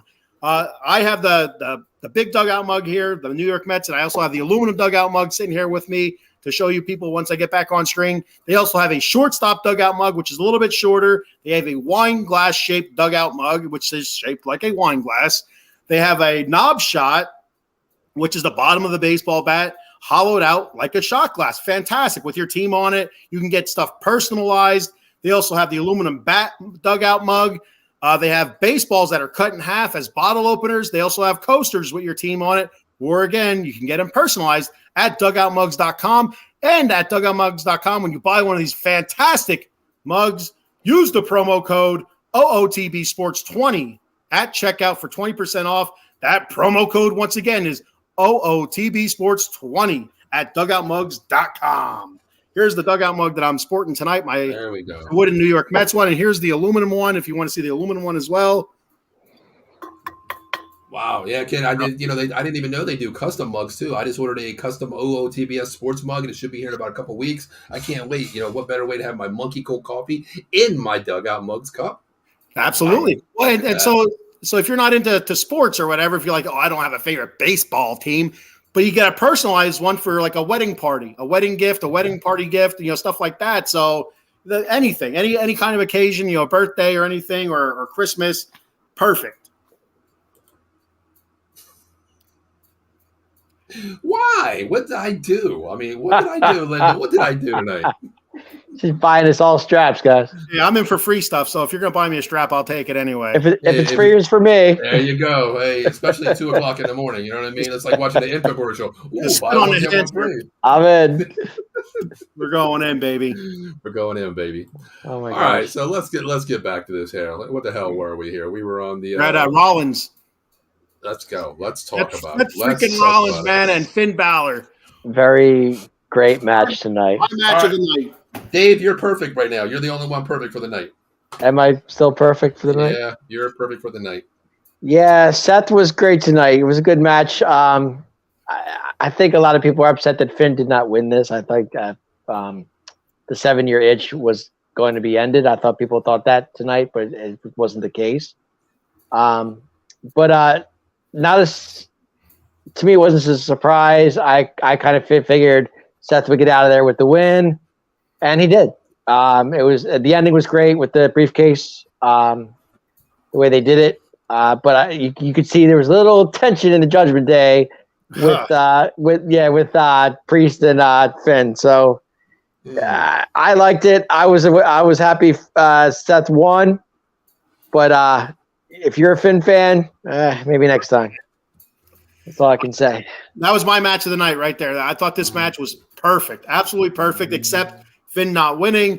But with Finn not winning, they added more cracks to the Judgment Day with Finn and Damian Priest. Fantastic job by Damian Priest, the way he was selling it. Like, Finn didn't want him to help him. He's like, we're sticking to Plan A, which I assume Plan A meant that Finn was going to do it without the help of the briefcase. Then finally Finn's like, come on. And, I thought when Finn was yelling Damian to come on, he was telling Damian to cash it in. But no, he was telling Damian to toss the case in, distract the referee so he can use it. Well, the goofball set his ass up for a curb stomp. So that on the case was the best part. And then the looks between Damian Priest. Yes. Finn Balor, like, you son of a bitch. And Damian Priest, like, dude, you're a freaking idiot, man. Yeah. It was so telling. So it's going to be really, really interesting what happens Monday night with the Judgment Day and these two guys. I'm telling you, it's going to come to a boil. It's going to come to a head. And you're not going to see Finn Balor and Seth Rollins again. That's not going to be a payback. No. So here's my question to you. Is there a split right down the middle here with Finn and the Judgment Day? Because that's what I'm seeing. You know me. I want the Demon. I want the Demon coming back. And I think this is the way to Judgment Day, Demon. Demon comes out, separates himself from Judgment Day. This is where I think it happens right here. It could. Well, and so I believe it as well, Dave. Go ahead, Dave. I'm sorry, I cut you off. No, go ahead. No, I was saying I agree with what Mako was saying. I totally agree with that. It's possible that Finn may be done with the Judgment Day. It's just the way it came down tonight. Those two looked at each other. I think so. But so I agree. Judgment Day is done with Finn. Finn is done with the Judgment Day. There's going to be a Finn Damian Priest match. I wouldn't be surprised if that's at Payback. But I see because Finn, he's been the leader of Judgment Day, but you see he's been kind of a prick. He's been bossy. He's been whiny. He's been pissy. Whereas Damian Priest was more of a team player each and every time. And I think Rhea and Dirty Dom. Well, Dirty Dom's going to do what Rhea does. So I think I've said this before. I think Rhea is the overall leader of Judgment Day. The way she does most of the talking and stuff like that. But I see Finn gone. I absolutely do. I see Finn wrestling Damian Priest at Payback. I see Finn losing to Damian Priest. I don't think we see Finn for a couple weeks as they rebrand Finn Balor. You think Finn loses to Priest? I really do. To give Priest a little bit more push because Priest is their next big thing. He has that case. You know what I mean? I was gonna say Priest has that. He's got that. That security blanket with the case. Which I thought for sure he was going to cash that in on one of those two guys. I was with you. I thought so too. I really did. But it was going to go down, but it had me thinking like, okay, when the briefcase came in and the curb stomp happened, then the looks between each other, like, okay, what am I looking at here? It wasn't cashed in. Then I'm thinking like, what if this son of a bitch Priest cashes in on the Roman Uso thing? Yeah. Because I thought of that. We did. We thought about it. It has to change hands somewhere here. It's going to be like a topic. They're going to talk about it. They're going to do it. But I honestly think Seth is done with Finn Balor. I can't see that happening anymore. That's done. I think it comes down, just like you said, Ken, Finn versus Priest. That's what I'm thinking. That's the push there. That's where I think. So here's one scenario I had in my head. I don't think we talked about it at all yesterday. We did talk about the possibility of Damian Priest cashing in on Roman, right? Mm-hmm. So I had a thought. I'm like, my thought was, maybe there's a chance that Finn loses clean to Seth Rollins. Clean. There's no interference. There's no the Judgment Day is not out there to help. It's just a clean loss. Okay, you move on from it, and then at the end you have Roman beating Jay with the help of Jimmy, like I said was going to happen. Told you so. Anyway, we'll get to that later. You did call that. You have the Judgment Day walking out while there's a broken and beaten bloodline sitting out there and just stomping the shit out of the bloodline, pinning Roman Reigns, ending the Roman Reigns reign, and as a champion, ending that. Now you have a Judgment Day bloodline feud, which I thought would have been bananas. I think that would have been bananas. But now we have this more cracks developing, with the help. So that's not going to happen now. No. I thought that would have been really cool. That would have been cool. But but put this in perspective. Could you actually see Damian Priest cashing in on Roman and getting that title? Do you think he's not worthy of that title? No. It doesn't really matter if he's worthy or not. He has the briefcase. Hey, I get it, but my thing. I can't see Priest. I can't see Priest as a champ. To me, I think so, Dave. Because if you look at these two, like you look at Damian Priest. Okay, he looks like the bloodline number one. He has that persona. He's not entitled to. He's not nothing like Roman, though. You beat him out there, and what better way to rock the world, shock the world, shut down Twitter, and say, "Acknowledge me."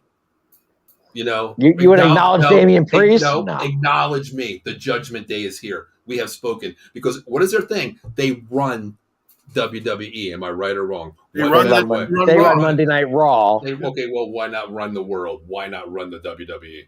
That's what I was saying. If Finn would have lost clean, I think I could have seen that happen where they want to take over the WWE, but. Mm-hmm. Linda says, I think that Priest's way of pushing Finn out of the Judgment Day, always coming out and attacking him during matches, that's why I think the best thing was giving him the briefcase so he can actually come out to actually start chiseling away at the Judgment Day's camaraderie. That's why I think it was a great push for him to win it, which he should have won Money in the Bank, which he did. But so I think that's great, Linda. I really like that. The more you look at it, the more it looks like that he's trying to purposely push Finn out. Every time he comes out with that briefcase, Finn is distracted. Like, what are you doing? What are you like? He's like a paranoid little like a chihuahua, gets all nervous right away, and shitting on the carpet. I'm talking about a lot of poop tonight, poop and strap-ons. Did you guys notice during before the match started what Seth was wearing? Yeah, it's SummerSlam event from back in the day where him and what's his name went. Yeah. I did notice what the goofy ass was wearing before that. He was wearing that big poofy armed. When he took that thing off, I'm talking. Like did he accidentally take his wife's robe? Becky Lynch. Did he accidentally take Becky Lynch's robe here? Like, what is he doing? He might have. The funny thing is, I don't know if I told you, he was actually on. I think it was ESPN. They were talking to him as like an interview, and they said, you're in Detroit here. What are you going to be wearing? He's like, oh, just be prepared because I'm going to take it old school, and I'm going to wear something that only real fans will know about. And he did. He took it back. He took it back. Yeah, he took it back 7 years later. Yeah, he did. 7 years ago. I didn't remember it until they said it. And like, okay, yeah, now because my memory's so poor that like when after SummerSlam was over, I'm like, I hope we go on within like 5 minutes. I'm going to forget everything that just freaking happened. But thankfully, talking about it kind of makes me remember a little bit. That's funny, Ken. I like after every match. After every match, I go on Twitter and I write a little bit about the match on Twitter, and I'm thinking like I go to the bathroom like, oh shit, what the hell happened again? That's exactly how I am. The vest he wore 7 years ago. Yeah. Yep. So real quick, I know we talked about Finn. Where does Seth go? What is next for him? Do they give him a bigger push for another title, or do they keep him content where he's at? I think it's a good question. I don't know who's up for Seth. I think they keep him content where he's at this point. I don't think he's done with. I don't think Seth is done with Damian Priest. You seen the way they looked at each other. Seth was after trying to mess with his shit, but Priest has the upper hand with the briefcase. So I don't know who the next real opponent besides. Well, old age and Twinkies, Linda. Twinkies. Oh man. Yeah, I agree. I think it's going to be Seth and Priest here for a while. I think that's what's going to be the next thing, and that's where I'm pushing. Yeah, because they've opened up so much with the Judgment Day. Well, here's the thing. Like, so we were just saying Priest and Finn. Now we're saying Priest and Seth. It can't be both of them. It's not going to be a fatal three-way because I believe Finn is done with Seth or Seth is done with Finn. So it has to be somebody else in Seth as Finn and Damian Priest work out their issues or whatever they're going to be doing. So who outside of Judgment Day is going to challenge Seth? That's yeah. I think it's going to be Gunther. I was just thinking the same thing, Gunther.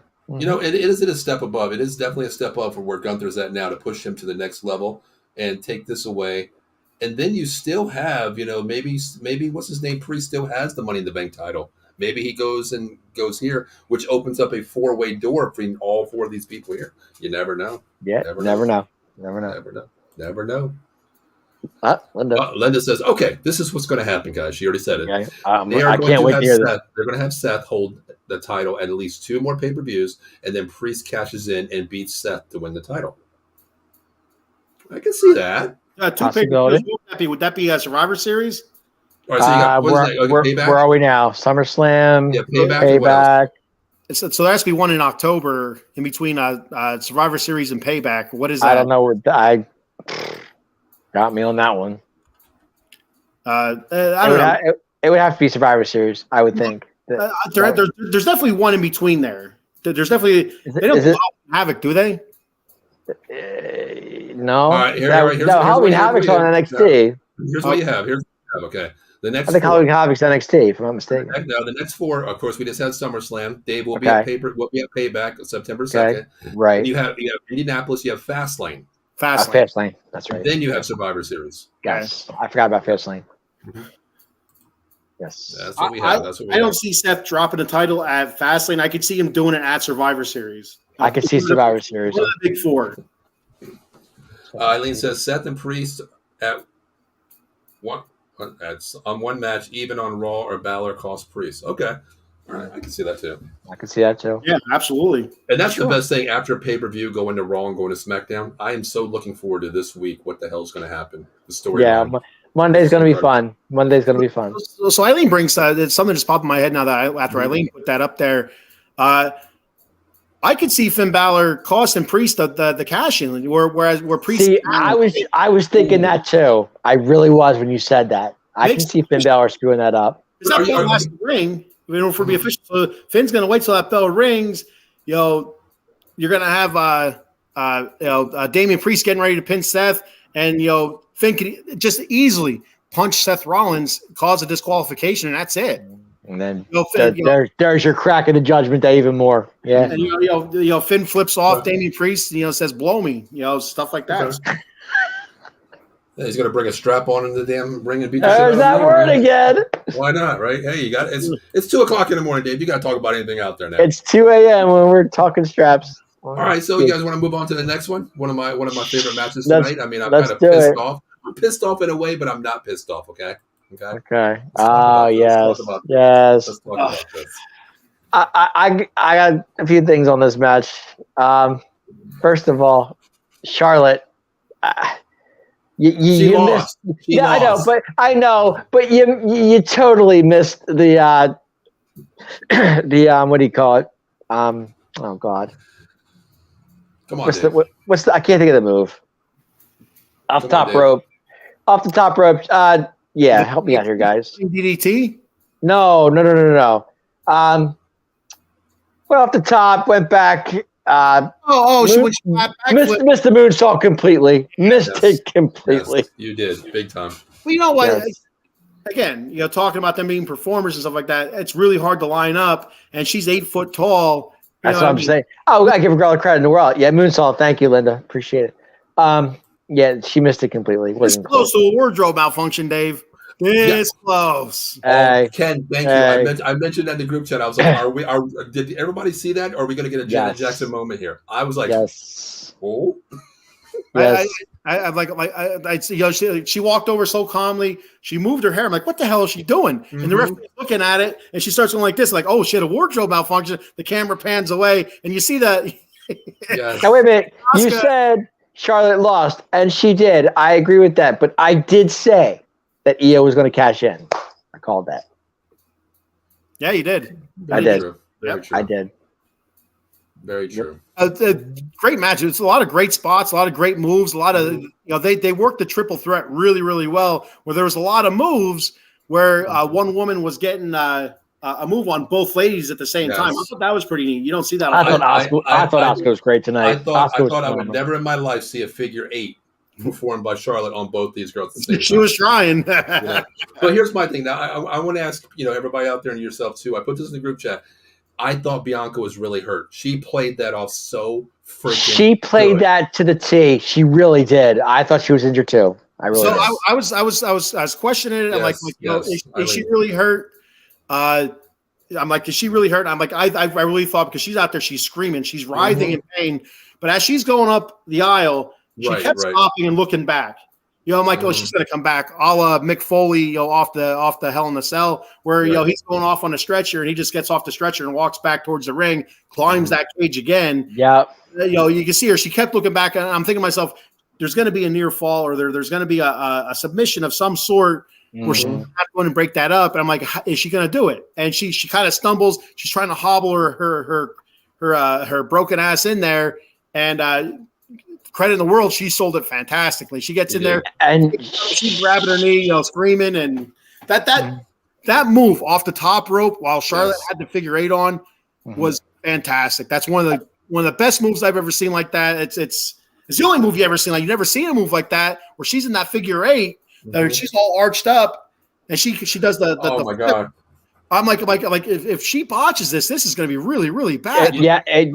Beautiful. The camera angle on when Bianca got hurt. Yeah, you didn't see it. You didn't see it. That you just heard it. You didn't see the knee hit the top. I thought she hit her face off the steps. That's what I was bloody mess there. But that's what I thought too. It's like Dave said, the camera goes back to the Priest thing, the pay-per-view, the Money in the Bank, where his hand goes up. That's all you see. Perfect angle. But when you heard that smash, you're like, oh shit, that was her face, number one. But then you heard Bianca scream. She won an Oscar right freaking holding her knee. She definitely did. Yes, no doubt about it.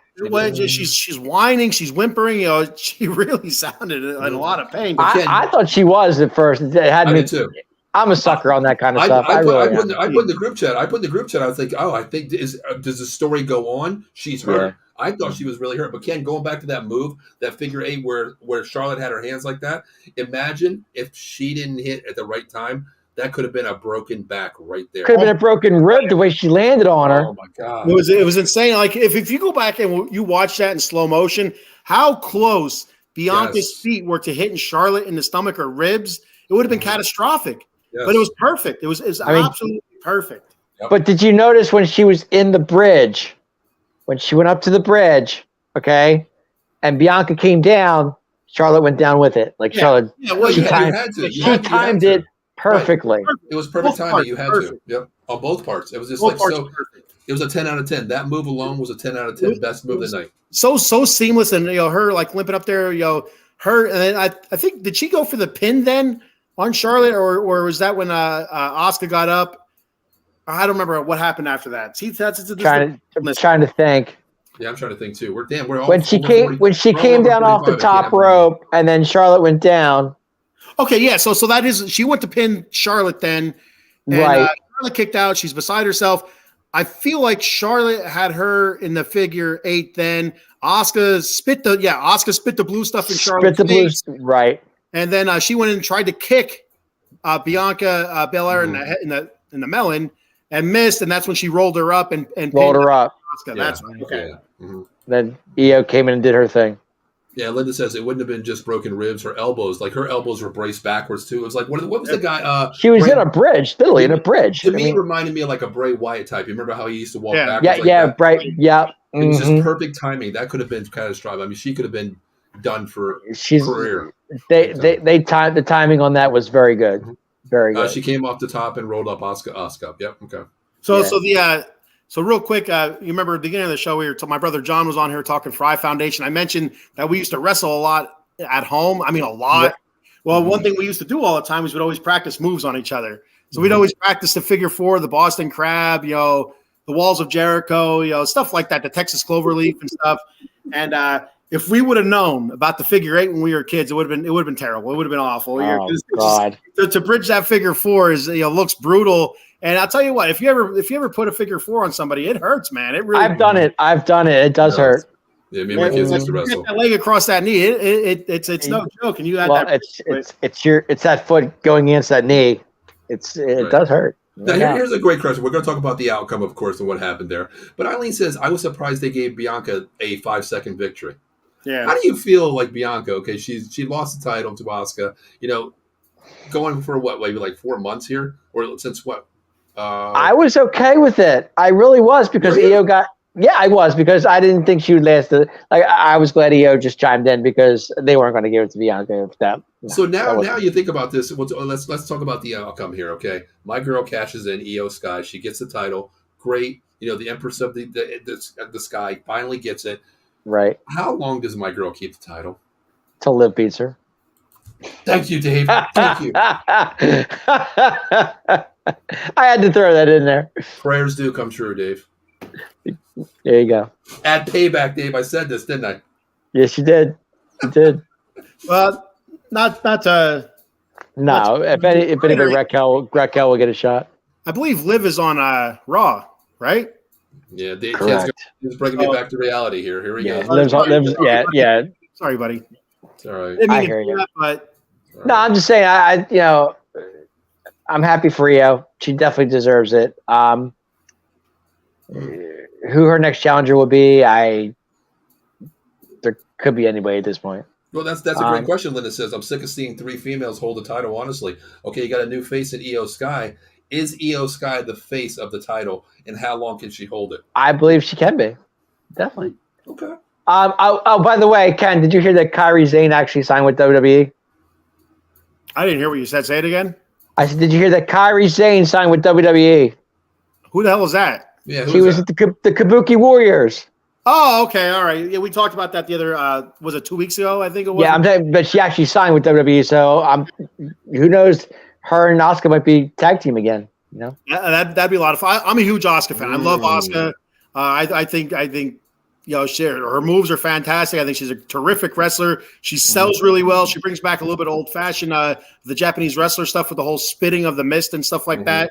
And I think she's absolutely gorgeous. So I mean, I'm just saying that could be those two could be a tag team again. And I was super pumped that Io Sky cashed in. Like it all made sense. Once it started happening, like all right, you have Bianca. She's done. Her knee is done. She cannot defend herself. The only issue I had with Io Sky cashing in, you know what I'm going to say, Dave? Any other time somebody cashed in, the other person had to be able to answer the bell. They had to stand up in the opposite corner before that bell rung. They did not give Bianca that chance. They went out. They knocked out the other 2 competitors with the briefcase, and then Io Sky hit Bianca in the knee and then knocked her down with it, and she got to the top rope. And that's when they rung the bell. Right, when she's on the rope. Yeah. Answer the bell. She's supposed to stand up and answer the bell. So they did that wrong. They did her dirty. Are you calling this an Asian crime here? This is an Asian hit. The Asian mafia. is in on this. Look, I'm just saying, me and Mr. Fuji had nothing to do with this shit happened tonight. Okay? I doubt that very much. I have questions. Just saying. I do believe the Fry Foundation. No, I like the fact when she was on top rope and then they said, ring the bell. They did it. She did her, That's not how move. I get it, but hey, either way, she got it. Well, what do you think about this? Linda says, I kind of agree with this. I also see Bailey, just like with the Judgment Day, the Finn Priest thing, the Jimmy Uso, Jey Uso, jealousy thing here. I also see Bailey trying to go after Sky for the title and Damage Control going bye-bye. You've been seeing that the past couple of weeks, though. You've seen it where Bailey's bossing around Io Sky. We're kind of like just like leaving her in the dust with the whole Shotzi thing. I was just going to say that. Yeah, so sooner or later it's going to happen where it's going to be Bailey and Io Sky. Io Sky is going to be the face. I think people love Io Sky. I see her being good, being a face and stuff like that. Oh, wait a minute. Whoa. Time out. Uh-oh. At the end of the night, you saw all of Damage Control in the ring. Yeah. When Io won that match. That girl came back tonight, right? Yeah. Yes. That she's hurt. Dakota Kai was in the ring. Okay, when it was 3-1. I think what that told me, Dave, is just like what Linda said there. I think since Dakota came back tonight, they're in full control. I think Io's the one being pushed out because Bailey goes after her now. Bailey's got her own problems with Shotzi. I don't see it. I can't see that. Sinead doesn't bother me. Okay. Well, Bailey and Shotzi are going to have a couple. They're going to have right, exactly. Sooner or later, it's going to come to a head though with Bailey and Damage. I think Damage Control is going to get stronger now that Io has won this title. Bailey's going to be jealous. I don't think so. I don't think so because Bailey's been on her side the whole time. Mm-hmm. Why would Bailey be jealous? She has nothing to be jealous about. She's been undermining her for so long. Yeah, but she's been running from Shotzi for the past 2 weeks. Even before that, she's been undermining to get into Money in the Bank. She was undermining Io Sky. And you remember, it goes back to the ladder match. Remember when she pulled Io Sky off of there? Like, no, I'm going to get it. No, wait, I'm going to get it. And then she was like, "Oh, it was a sport." No, but I think them into ring tonight. I think it's going to get stronger. Damage Control. I don't think so. Okay. So back to Money in the Bank. I don't know exactly how it went down, but wasn't it where Bailey said that Io Sky would put her spot up in Money in the Bank, to wrestle somebody else, and Io Sky's like, "What the hell, dude?" And she did it, but she won. So she still got her spot in Money in the Bank. Well, then the next week, Io Sky did the same thing to Bailey. So this goes back all the way to Money in the Bank. Okay, you're going that far. I think it's going to grow. Okay. Now, Linda says if you paid close attention, Bailey gave the dirty look to Sky when she was eyeballing the title. I didn't see that. I didn't see it either, but I didn't surprise me. I have to go back and watch it. Linda, I'll go back and look at it, but I didn't see that. Definitely. Okay. I definitely will. I think Eileen was talking about the Kabuki Warriors with Asuka there as well. I like the Kabuki Warriors. I was a fan. Man, I tell you, man, Japanese people are coming over here kicking ass. Kairi Singh came out with the umbrella. I was a fan of that. That was kind of cool. Eileen also says real quick, what was the promo, etc. for Becky and Liv? Hey, Liv, that was the best 2 minutes of the freaking show with the Liv promo. That's all I'm going to say. Okay. I didn't see it, so I have no idea. Oh, God, you got to go watch it. They showed highlights Liv promo? Yeah. Oh, man. Yeah. But they did move the Becky Trish match to Monday Night Raw. Good. But then again, I did hear this is another thing I heard tonight, that Becky Trish match could be at Pittsburgh. Wait, what? I said the Becky Trish match that was supposed to be tonight was moved to Monday Night Raw. Yeah, but then they said I think it was going to definitely be on there, right? Because but it's going to be on. Right, but I did hear it could be moved to Payback. So everybody needs a bathroom break while we're there, Dave, so we can. I'm just saying that could be the case. Go through menopause. Exactly. They'll be on now. Next match, Trish Stratus versus, and I'll be like, all right, Dave, I'm going to the bathroom. I'll be back. Becky Lynch. I wouldn't mind seeing that. It's menopause here. What's that? We have Becky Lynch going against menopause, trying to break menopause's hip.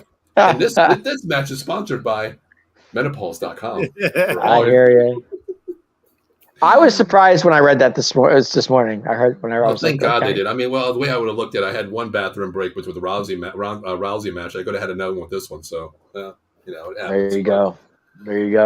But okay, real quick, as we talk about all the matches here, what happens next to the Queen, Dave? Since you picked the Queen, where does the Queen go from now? She still has to get that 16th title. Or is it 17?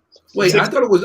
Yes, she has 15. Right. Right? Okay. Or It's she- just going after 16. Yeah, going after 16. I feel like they said 15. She's going for 15. So Right, maybe- yeah. I thought it was 16. No, she was on 14 tonight, going for the 15th, because that's what I thought I heard. Because she was like, they're going. She's Okay. 14 time champion, going for the 15th. 15th. Yeah, She'll be going after that. That's pretty much where she's going to go at that All right, point. so where does she? Where you know does the she fight Queen. next? She's not going to wait. She's not She's not going to wait her Barbie ass in line. No. No, I'm going to call bullshit if she goes after you. Charlotte waits for nobody. All right, so where's Bianca go? Where's Bianca after she won the Oscar tonight? Where does she go? I don't think you're going to see Bianca feel bad. She has that knee injury, so I think that's going to, a devastating loss she gets cashed in on. I think you're not going to see her for a couple weeks. Okay, so that was a perfect scenario to take her out with the. Yep. I hate to say it, but with the injury. Okay. Else, like she might be shooting a movie or something, or she has a small spot on TV, something else. Possibly. Okay. That's one way to get her off of TV for a couple weeks. Is she has a knee injury? Monday Night Raw will be updating, okay, or I guess it would be SmackDown. Bianca Belair, injured her knee in the match, the fatal 3-way. She'll be out for a few weeks as she gets better. We wish you all the best, Bianca Belair, and I hope your hair grows another foot or two. Okay, look, I'm going to be honest with you guys. I have a serious question here. Maybe anybody can help me out answer this question. Okay? I'm being serious. I really wonder something tonight. Go ahead. How many horses have been shaved for Bianca's hair? Because that shit is freaking long, I'm telling you. How is that even possible? She used it as a weapon a couple pay-per-views ago. It's definitely okay, she's like 5'7", say 5'7", and that shit is definitely down to a hairpiece. I mean, come below on. her knees. That shit is at least 4.5 feet long. You think that's fake? Yes, it's a hairpiece. You ain't going to pull the shit out of it, though. I don't see how that's not real. There's no way. Dave, let me tell you something. That has to be real or something. That it's a hairpiece. Her hair's not. No, it's not. Bullshit, trust me. Dave, I'm calling bullshit because I've seen women just like tonight. Fucking Oscar. Linda, if you're on the show watching, Eileen, please help me out and tell it's a hairpiece that she's has on her head. Are you saying my girl Eileen wears a hairpiece? Is that what you're saying, Dave? No, I'm not saying that. I'm saying Bianca is wearing a hairpiece. I'm telling you. I'm just saying there's a lot of horses down there, that these are like whatever's going on. I don't know where she got this hair from, but it's a hairpiece. I don't know why nobody ties it into a knot on the rope. Right, exactly. Ken, yes. So, and there's a couple times where she went over the top rope or through the middle rope. I'm like, if that shit wraps around there, her ass is getting hung up by the head. You know what I mean? But I'm like, I was watching Oscar. I'm like, Oscar, why doesn't she just tie her damn ass to the turnbuckle or to the rope or something? Her hair doesn't grow that fast, that quick. There's no way. You'll start unbraiding that shit and you'll get it all taken. It's half the length, exactly. Dave, you have daughter. You have a daughter. I don't know how many kids you have, but I know you definitely have one daughter. I do. I have a couple daughters. I know how knotted hair gets, man. If that shit gets knotted like that, it's hard to brush her. You get it all knotted into those ropes. She's there for hours, man. I get it, but it's a hair. Shotzi's coming out with those clippers to get her out of there. Okay. I'm done with that conversation. You know what? I just picture the next person that fights Bianca, just get her in a move like a little figure 4 or the leg lock or whatever, and start untangling her freaking hair. That's all you got to do. That's all you got to do. These comments are killing me. I don't believe this. What are they saying? Paul, you gonna put them up? The hair stuff. That's a clip-on, exactly. Okay, that doesn't make sense. Okay. You know what? We're going to debate this. This is the wrestling show, but Ken and I are going to debate this. It's a clip-on. Dave, how many times has that hair been pulled on? Okay, like to the max, Dave, and that shit has not, like one strand has not even coming out yet, Dave. How is that possible? These age clips. It's a clip-on. It's not her. There's been interviews with Bianca when she's with her boy, and it's not even close to that. Well, then you have this one. Linda is saying her real hair is half the length. It's half the length. My mind is blown. You know what? I'm going to tell you what. Whatever. If it's fake and that's a clip-on, whatever clip-on they use, they should be using that shit for military freaking vehicles. It's NASA. NASA grade. It's a clip-on. It's not real. That doesn't make sense to me. How does this possible? Women, how is that possible? Exactly. It's possible. Exactly. I got to get one of those for my beard. I struggle growing a damn beard here. I want a big long beard. Like it's definitely or Wayne Static or somebody, and I'm stuck with this midget beard, and there's clip-ons. Hush, guys. I can't. I don't even know. Linda's telling us all the hush. So it's called a layover. Yes. Layover. Yes. I don't get it. So you're telling me if I can look up this stuff for what's her name, Bianca, and I can get a hair piece for me and it'll never fall off? Well, you have a comb over, not a layover. Comb over. That's what you shit, have. yeah. Oh, okay. There's a difference. As we get older, I'm not bald yet, but comb it's a over. clip-on. It's a clip-on. It's not. Well, at least it's not a strap-on. Okay. No, it's not a strap. That's a good point. That is a good point. Oh God! All right, so where does Asuka go, real quick? Where does Asuka go? It's a good question. Go back with the Kabuki Warrior thing would be good for her. I think. That's a great Asuka has a right to a rematch. She has a rematch. She does. Payback? Could be. Well, so the only technicality with that is the title has changed hands again. Mm-hmm. So usually it's the person that loses the title has the option has the rematch clause. But since that title has changed hands again, I don't know if there's any technicalities there, but Asuka should have a rematch. And so I could see her with a rematch against Io. So you have that Asian on Asian violence you're looking for. There you go. All right, we're going back to hair real quick. That real hair is wrapped underneath the hairpiece that is glued on the head. Glued? Oh, damn. I hope they didn't use Gorilla Glue because I've seen the commercials for that shit. Well, did you ever see that lady that used Gorilla Glue to make her hair like really shiny and stiff? And then she couldn't get it out. Like it was always stiff. It was stiff for a long time. Oh, man. Yeah. Eileen says, look at the ESPYs. I didn't even watch the ESPYs. I'm going to go back and watch it. Was it shorter or longer? It's probably shorter. Yeah, shorter. Okay. Yeah. Last one about the hire. It's not a clip or it will fall out. Wait, it's not a clip on it. It will fall out if it was a clip on. So what the hell? It was glue. That's what we're saying. It was glue. Yeah. That's insane. That's NASA shit, Ken. That's. Dang. I couldn't imagine trying to get it off my head. Exactly. Yeah. Picking glue out of your hair. Oh my God. Okay. And that really bums me out. I thought it was real. No. I did too. The way it's pulled on like that. No, I knew it wasn't real. Just imagine how much that hair weighs though when she flings hair that shit doesn't grow that long that fast. There's no way. Well, she's been growing for her whole life, Dave. I don't know. She's 20-some years old. True. Well, Dave, think about it. If you watch some of these movie stars, they shave their head for a role, and 5 months later, they got a full freaking, a goat all the way down the back of their back. Like, come on, what the hell are they using? Maybe Bianca's using the same shit. I don't know. I don't know. Who knows? No. My mom always said if you eat a certain vegetable, your hair will grow fast. Well, that didn't. I wear glasses. She said carrots too, and I wore glasses my whole damn life. There you go. Moving on. One second. What's that called with the celebrities? The conspiracy. They belong to that pyramid with the eye in it. What is that called? I have no idea. Group. Conspiracy theory? No, that's a name. That's all I know is a triangle, and there's a national. Has the eye they run the not the Illuminati. The Illuminati. Okay. The Illuminati makes their hair grow. So, I have no idea what that is. There you go. Linda, you're exactly. Linda agrees. Illuminati. Yes. Illuminati? Okay. Illuminati. That the reason the celebrities' hair grows faster is because of the Illuminati, not the Stonecutters. That was on The Simpsons. That's what I was thinking of, the Stonecutters. Okay. Homer was the chosen one as a stonecutter, but that's Illuminati's celebrities. Okay. Moving on. You know what? I was going to be Mr. Fuji for Halloween. I think I might be a Bianca. I might get a clip on. You should. Just start going like this, watching my hair fly all the way around. Yeah. Go for it. Go for it. It's all you. All right. So, Io Sky, how long did she keep the title for, guys? I'll give her to WrestleMania, maybe. No, I don't think that long. Maybe Survivor Series.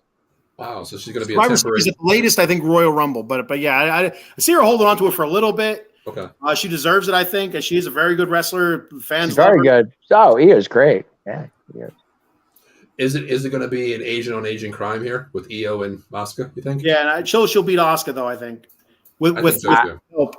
I think she could beat Asuka too. I think it's time to push her. I mean, everybody loves her. She's just insane the way she performs. I think it'll be one. I tell you what, it'll be one hell of a match between her and Asuka though. When she won that title tonight, did you see that smile on her face? Like, I did it. Adrian. Yeah, that's what it looked like to me. That's the first thing that came to my head. I was like, "That's great." I was a proud father. I was like, "This, that's my baby. That's my family right there." I felt like the bloodline all over right here. She had that look like I finally did it. Eileen says, "Yes, Asuka will technically she didn't get pinned, but in a triple threat, you don't have to get pinned, do you? You don't have to get pinned in a triple threat. No. But she's saying she still should get the Oh, okay. The Rematch. 1, 2, 3 count. Get the 1, 2, 3 rematch. count. Yeah. Okay. All right. Okay. Yeah. And Linda says, "Oh my God, now you guys are building up Asuka and Sky storyline before they cash in." Hey, listen, I just want to see good matches. I think that would be the best match for me to see Yeah, Asuka and Sky. I agree. I can't wait to see that one. I think Asuka and Sky would be fun. It would be a great match. It No would. doubt. It would be so technical between those guys. It was women, so I think Absolutely. I'm down on that. But hey, guys, let's get into the main event here, guys. Are you guys ready for this one? Main event. Absolutely. Yep. The main event. Wow. First, I just want to say, Ken, all you, I've been brother. calling it for weeks and weeks and weeks. Hey man, Oh, but yeah. I said Roman was going to win. I called that. Okay, Dave, I'll give you a. Thank you. Okay, I'll Thank give you one of those. All right, I'm gonna give you. I also said Roman was going to win, but Okay, how is Roman going to win? Ken. Okay, all the way. There you go. You got the Japanese Uso- Fuji bow. The Uso Civil War is upon us. Mm-hmm. Can I just say one thing about this match? You won. Thank you. Okay, hold on. I got This- breaking news. Linda says, Breaking "Okay, read news. this carefully." Okay. I'm waiting. What are we I don't know. reading? I don't know. Well, her comment. Okay. It's not up yet. Read It's not up yet. this carefully. It's not up yet. Reading what carefully? Read this carefully. Oh, that comment? Read this carefully. I don't know. I didn't see it yet. I didn't see it. Okay. Okay, Linda, come on. Anyway, before she puts the comment up, Go ahead, Dave. go with this. When they brought out the strap during the match, Dave, strap, Dave. No, Dave. but they did bring no, this. there was a strap during the match. I know. But did you see Roman's arm? Oh my lord, that thing he was gushing when Jay came in and hit him with that strap. His arm was gushing blood on that. That was pretty bad. Okay, here's what she says. Okay, read this carefully. They have had Sky come out and interrupt every time Asuka has had an interview. So the beef is there. Okay, there you go.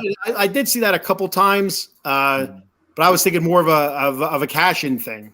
You know what I mean? Mm-hmm. That's kind of why she come out and interrupt her, not really to build a feud or an Asuka rematch type of thing. Gotcha. Okay. But going back to the match, when Jay brought out that strap and he whipped Roman with that thing, that his arm was gushing blood, man. That was bad. What did you see Jay's hand from getting hit with the kendo stick? He was Yes. up. He had a huge gash in his Yes, I did see that. Yes. Like, all right, your little paws hurt, and then the one time he put his hands up like this when he's down on the mat, you can see a hole in the webbing of his hands. Like, oh shit. Mm-hmm. Oh yeah. It was a great match. It really was. I enjoyed it. The ending to me, a little disappointing. Gotta be honest. Okay, based on what happened, Dave, what would have been Because better? I wanted to see The Rock or Rikishi come out. That's what I was planning on. But that wasn't the case. What point would you have brought him out? When Solo attacked? Yeah, absolutely. I think any part of a Rock Rock coming out would have been great. Rikishi coming out would have been great. One of the two, I wouldn't have minded. But when Jimmy was sitting there and you knew that was him when he pulled Jay off the pin, I was like, I literally said that's Jimmy. I knew right away it was Jimmy. Okay. But and it killed me to say that because I kept saying through past shows, you can't break up the Usos, you can't break up the Usos. But now that's it. That's what they're going to do. But I looked at it as the way I saw it, and I know you guys see it differently than I did because I see things differently than you guys do. Yeah, you definitely do. I the way I saw it was when Jimmy took Jay and took him off of Roman, I want to be the tribal chief, not you. That's the way I see it. Instead of, I'm not teaming with Roman. I want to be the tribal chief. So forget about Roman. You helped him win the match. I get it, but that's the way I see it. Okay. I mean, everybody wants to see Jay be the tribal chief, and I can understand that. That's fine. But I think Jimmy said, I want to be the tribal chief.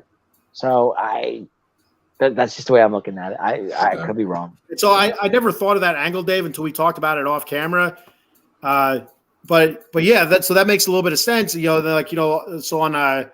SmackDown next week, you have Roman talking about Jimmy say he stepped back in line and stuff like that, and then you have Jimmy come out and say, I didn't do this for you, bitch. Right. I did it for me. because I've been saying that Jimmy's jealous of Jay. Jimmy's going to be Right. jealous of Jay. That it's main event Jay, and Jimmy's hurt again because of Jay. Jay, Right. getting all tangled up and stuff like that, and not being able to help him. So Jay gets the blame there, and but Jimmy, I can see Jimmy saying, "I want to be the tribal chief." But what's going to happen is Jay's going to say, "Well, screw you, fella. You screwed me out of being tribal chief. Well, you're not going to be tribal chief either. I'm coming after you." That's where you have your Uso versus Uso civil war, and then wins that is going to go after Roman again. Okay. Right. Eileen says it didn't make sense to have Jimmy turn on Jay after Jimmy was the one who turned on Roman first. But if you're looking at Dave's angle where Jimmy wants to be the tribal chief, and then my part of the angle where Jimmy is jealous of Jay, it makes sense then that Jimmy wants to be the tribal chief because Jimmy is jealous of Jay. Jimmy wants to be the leader. What Dave said is a jealousy thing more than it is helping Roman. Yeah. Eileen says she thinks it went on for a little too long. The match? The match itself, Eileen? They did draw the match out a little bit. It got pretty brutal in a couple spots, so I don't know if that was kind of like a recovery period, but it did get drawn out a little bit. Roman kind of playing to the crowd a little bit, trying to get them back into it a little bit because they were hot in the beginning of the match. They were pretty excited, pretty pumped for it. Kind of died down a little bit. I don't know if that's them kind of just being all right. This is 4.5 hours later. We're still here. Or if it was kind of like they're that invested in the match itself that they're just kind of sitting there on pins and needles waiting to see what's going to happen next. Right. Very well could have been it also. But let me ask you guys this. Watching the match, this is what I thought, honestly. I wanted to see The Rock, and I wanted to see Rikishi, just like you said, Dave. I wanted to see the big name come out and settle it here, like, what are we doing?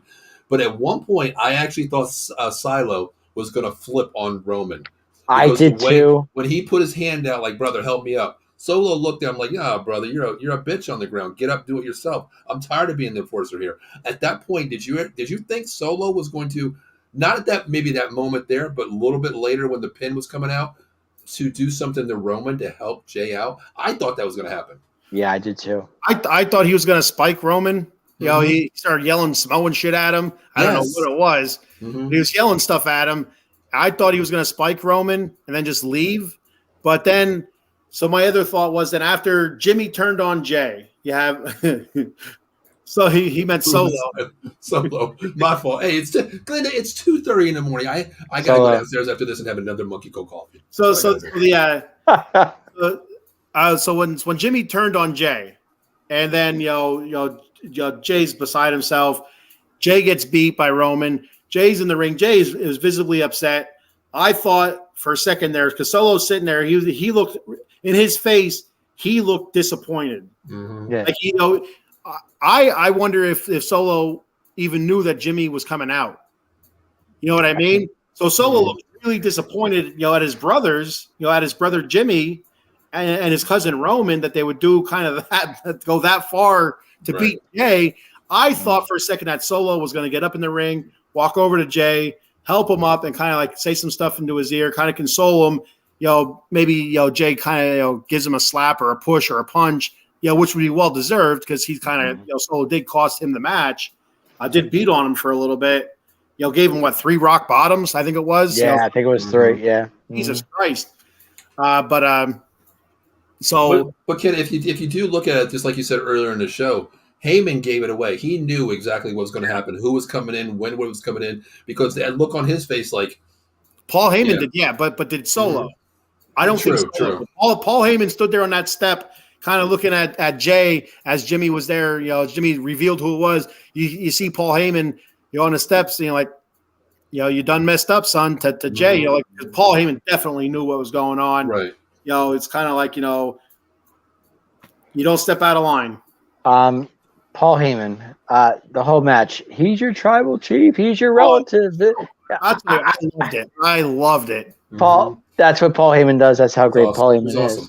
He's a storyteller, is what he is. Whining on the outside. How could you do this to your tribal chief, your relative, your bloodline? Yeah. I was eating at it. That was the ice cream I had. It was Paul Heyman. That was so fantastic. That was just I loved every second of it. He was so good in that spot. And that was really the only spot that he had kind of where he was doing that. But in that moment, it was beautiful. Let me give Jay a little shout out there. A lot of good chair shots to Roman. I thought that was good. It was a good match overall. I think it was a good match overall. But really good match. What happens next? Roman. Okay, we know he's the title holder still. See, Roman gets away scot-free with the title. That's the whole 9 yards right there. That's what it is. But where does Roman go? When does he lose a title, and what's his next competitor? He loses it at Mania. It's got to be Mania. He's going to hold it till Mania. Michael, didn't you know? No, but I want him to lose it before. He's not going to. It is going to be WrestleMania. Which WrestleMania? Who the hell knows? But it'll be. I think WrestleMania 40. I do. So that's in Philadelphia next year. So we're looking at another 9 months basically, right? Yeah. So that's another 270 days plus his 1,070. Well, he's not going to lose it at Payback. He might not even be at Payback. All right, so that's going to give him 1,350 days continuously. Okay, and then you have your Fastlane that you said earlier. No, he's not going to lose it at a rinky-dink one. I'm not saying that. No. It has to be a big one if it happens. Survivor Series? No. Mm-hmm. Royal Rumble? No. Okay. And it's got to be Mania. There's no other Elimination Chamber. Maybe Elimination Chamber. I don't think that'll happen. Usually, you don't see too many championships. Usually, it's just the chamber matches to see who's gonna. Sometimes they have the title on the line in the chamber match. Right. It's to see who's gonna fight for the title. Right. It's like a contenders match, basically. But that just leads to Mania right there. So I believe it's Mania as well. The Bloodline storyline's not over. Not by a long shot. So they're intertwined in that for a little while yet. So bring that comment up again. Linda, here's the deal with Paul Heyman. He's a genius. End of story. He is. He's a genius. He comes up with these angles. That's what he does best. He's always with the title, no matter where the title is. That's where Paul Heyman. Okay, I have one question for you guys. I know, like we said, it's not going to happen until WrestleMania next year when Roman loses the title. Okay, let's just say when Roman loses the title, where does Paul Heyman go? Does he stay? Where the title goes, Paul Heyman goes. Wow. Think about it. Think about it. CM Punk, Heyman. Brock, Heyman. Okay. No, I agree with that. I just can't see him like. I know Roman, Heyman. He's like that bandwagon guy. He goes for the strap, the belt, whatever. Wherever the title is, right. Heyman will be holding it. It doesn't matter. But I mean, just imagine him with like a Uso, a Jimmy Uso, or a Jay. I was thinking maybe a reunion back with Brock. No, Brock's on his way out. I can't. No, but I'm saying a reunion back with Brock. Oh, you know where he's going, don't you? He's going with the Ring General Kunta. Could be. Where the title goes, Paul Heyman goes. Eileen says, okay, so if Jimmy is feuding with Jay, who does Roman feud with? Great question. I don't think Roman feuds with anybody until the Jimmy J thing is done, or even maybe have Solo. You know, there's going to be some questions that are going to be asked by Roman of Solo. Bro, what were you doing? You know, I'm asking you to help me up. And we answered this question earlier. It's going to be Gunther. Anybody? All right, I figured it out. I just had a sip of. I didn't have a sip of. I had an imaginary sip of coffee here, but go ahead. Here's what's going to happen. They're going to push Cody Rhodes, okay, against Roman. All right, Cody's going to beat Roman. Okay, the tribal chief is no longer anymore. Okay, so Jimmy or Jay has to step up now. So it's going to be an American versus the Usos. Bloodline, Civil War, all this crazy shit's going to happen, and that's where it's going to combine. That's where it's going to go crazy. I'm telling you right now. Possibility. That's it. But then again, the underdog, I picked Jay, and I picked everything wrong because I'm the underdog. So it's okay. So yeah, the Cody Roman thing, I agree with, but I see WrestleMania with that. So it's a long way yet. Cody is climbing that ladder right now. Think about it. Everything in Cody's way, he's not going to lose. Okay, here's an odd name. What about pushing LA Knight to the top? Yeah. As far as LA Knight goes, it's either Intercontinental or U.S. title for him. So that's his limit. That's his sky's limit right there. That's his limit. Okay. That's why I look at it. All right. I missed this comment here. Linda says it's regarding Asuka and Io Sky. They would both talk in their language, building up for a Japanese match between the two. I'd be okay with that. Dave, the funny thing is regarding that comment. Remember, we were talking one night when I think there was a wrestling match on Monday Night or SmackDown. We were talking like on the phone, and I said, "Holy shit, Asuka said something in Japanese and she really spoke the Japanese language, she called the person that she was speaking to a downright bitch. Remember I told you that? I was like, holy shit, she really said that in Japanese. I was like, wow, I wonder if the FAA knows that, There's a lot of things Asuka says in Japanese we don't understand. American to Japanese or Japanese to American book here. What'd she say? What did she say? Right, exactly. Mm-hmm. Yeah, it's so funny, like listening to her. Like, I understand certain words, and of course I know the bad words because that's what I wanted to learn when I was in Japan, first of all. So, yeah. But I'm sure Otani says bad words too. We just don't know what he's saying half the time. Yeah, that's my thing. You've been in the country for that long, you can't speak English. I don't get it. I don't know. Ken, the best job in the world, I said this earlier, is Otani's guy next to him. Greatest job ever. Because wherever Otani goes, he goes. Very true. Very true. Yeah. Mm-hmm. Yep. Linda says, no, Cody doesn't go after Roman again. Yes, he does. Why wouldn't he? I don't know. I think whatever the top 2 showcases are right now, that's where you go. Linda, at Mania, he's going to go after Roman. No matter how you look at it, that's what's going to be. All right, here's Linda's. LA Knight goes after Theory. Cody goes after Gunther. Gunther goes after Roman. I could see that. I could actually see that. Yeah, Gunther's going to go after Roman. He's not going to win. So the only issues are that these guys are all on different shows. Very true. Very true. True. Which sucks about the whole brand split thing. I get why you have it, but isn't there one pay-per-view where they unite everybody? I thought there was. Yeah, that's it's Mania. No, but I thought there was another one. I thought there were. It could be Royal Rumble. I thought it was I thought it was. It is called something. I don't remember what the hell it's called. I thought it was or something like that. I'm not sure which one it was. They wear the red shirts and they wear the blue shirt. Yeah. Survivor Series, if anything. Yeah, I don't know what it is. Eileen says, I need the WWE to stop with the whole long entrance. You don't like the long entrance? Where was it at WrestleMania where they had to run 2 miles down to the ring? Remember that? Yeah, I do remember that. Who's that? At WrestleMania. Yeah. Well, so the reason there it is. Survivor Series is title versus title. Survivor Series. There it is. Okay.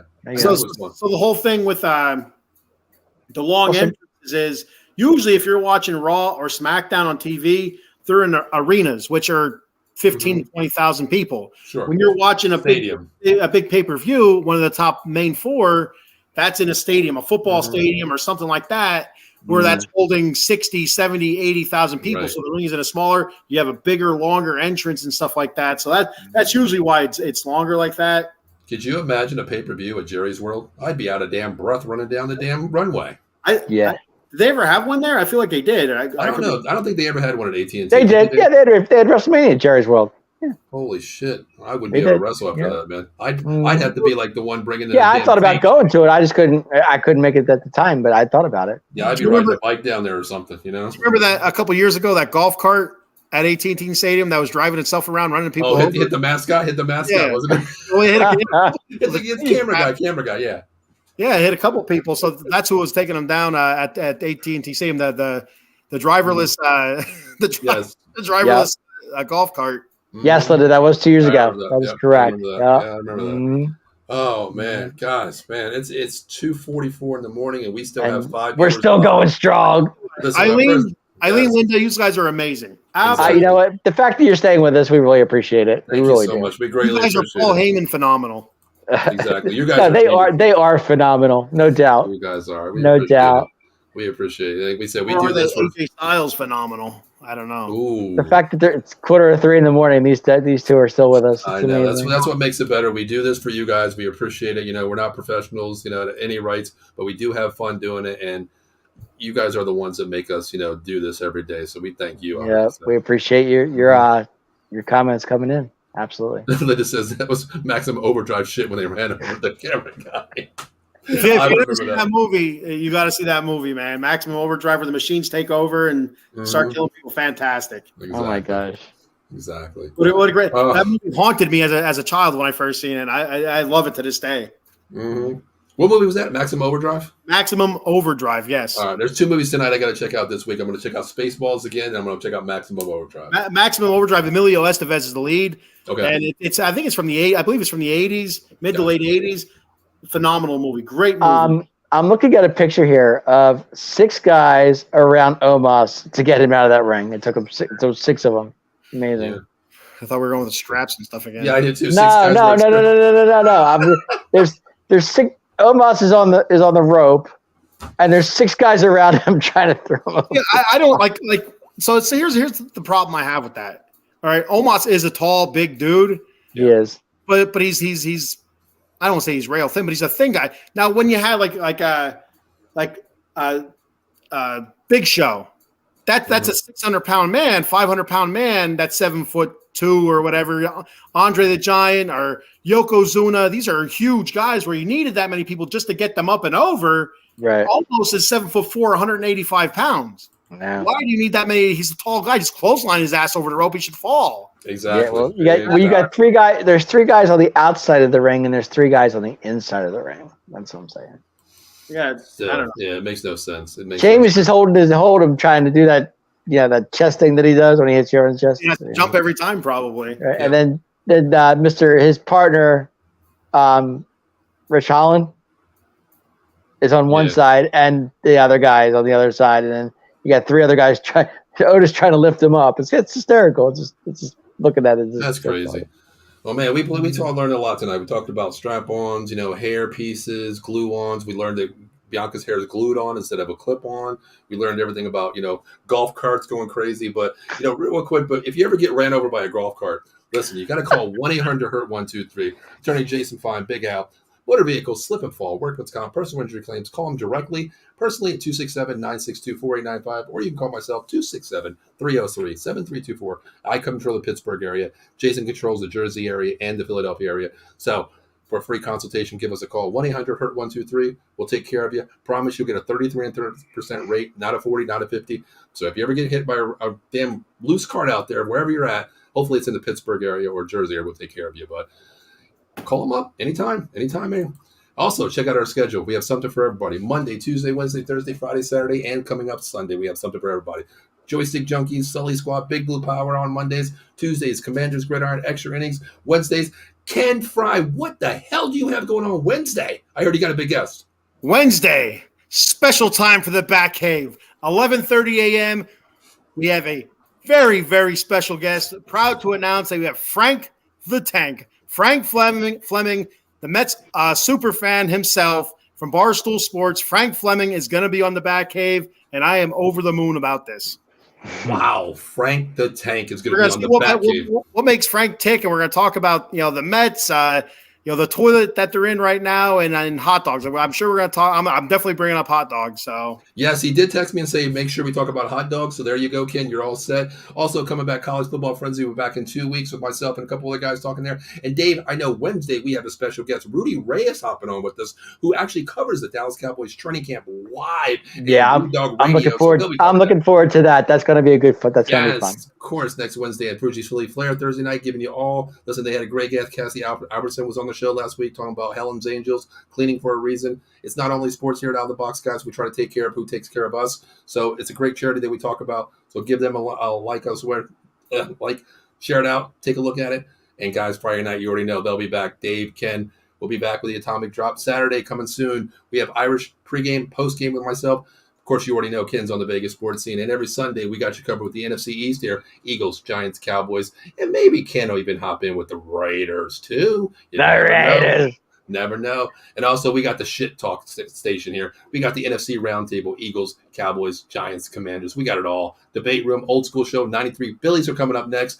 And, of course, lights, camera, action for all you movie watchers. And we know, Linda, you're out there. Eileen, you're out there. So pass it on. We'll have that. And also, we have a dedicated Birds channel coming up, too, at the Birds Corner. So, guys, listen, out of the box here. YouTube, Facebook, Twitch, Twitter. We're everywhere. Even on the TikTok, even on the, what is the IG, whatever the kids are saying, the Gram IG. Or the Insta, whatever. The gram. The IG. They're calling it something. Yes. I call it the thing that I still don't understand how to do yet. Well, it's not even Twitter anymore. It's an X. What the hell is that about? I know, Ken. The no funny idea. thing is, I thought I got kicked off because I'm sitting there looking for the icon. I think I looked for it like 6 hours. I'm like, where's that son of a bitch bird at? Where's that son of a bitch bird at? Then I see an X. I thought I downloaded porn.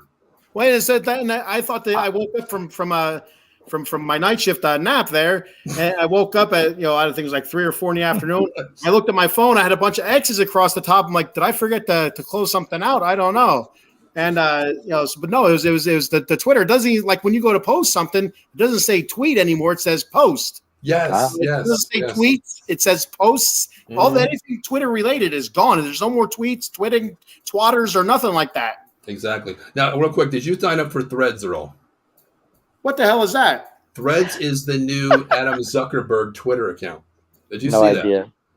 I'm gonna have to check it out. I signed up for that thing, and I don't understand it. It is exactly like Twitter, but it's so stupid. And I was like, you know what? The hell with you, Zuckerberg. You're the asshole that kicked me off Facebook for talking my crap, so I ain't gonna follow you. I ain't. Nah, don't.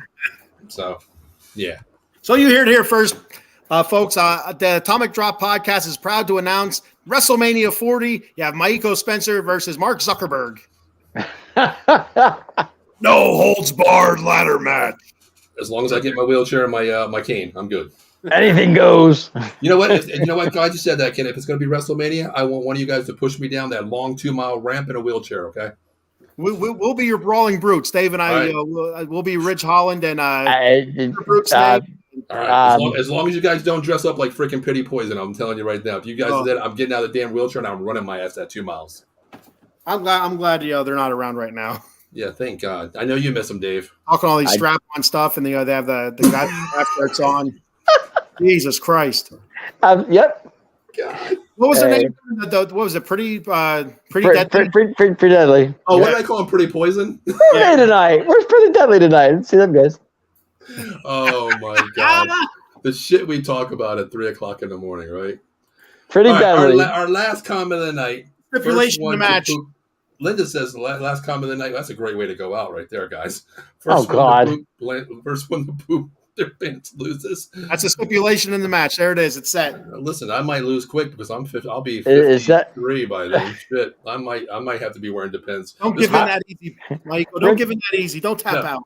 This Holland and Bush. There you go. What if Trish Stratus is the match before me? This match is sponsored by menopause.com. Then we go to the main event, Maiko. This match is sponsored by Geritol Vitamins and also Depends underwear for guys. Do you have erectile dysfunction because you're really old? Oh God. All right, guys. You guys ready to get out of here? You know it's 3 a.m. Early morning here coming up in a couple hours. Yeah, it's already start. I think there's deer outside laughing at me like, what the hell are you still doing up? I'm sure they are. 5. Oh, God. All right, anything before we get out here? Anybody want to say anything real quick? I hope you guys enjoyed SummerSlam. It was a very good show tonight. A little disappointment that I did want to see. I was kind of hoping for a Rock or Rikishi appearance, but it didn't happen. But enjoy the rest of your weekend, and I hope to see you guys next Friday night. Enjoy the Uso Civil War. Exactly. Check out the Batcave, 11:30 a.m. Frank the Tank, Frank Fleming. Check it out. Yes. Please do. We'll have the banner up. I believe Monday morning we'll have the banner up for Ken as well. Please share that out. Great guest, great following, almost 500,000 followers for the guys. So please help him out as well. So listen, have fun, and guys, thank you for having me on tonight. I really appreciate it. You know, you guys have brought wrestling back anytime, baby, anytime. Definitely. All right, guys. For myself, Ken Fry, Dave the Showstopper. We're out of here, and we'll see you next week. Have a great night. Later, all. Peace. Peace.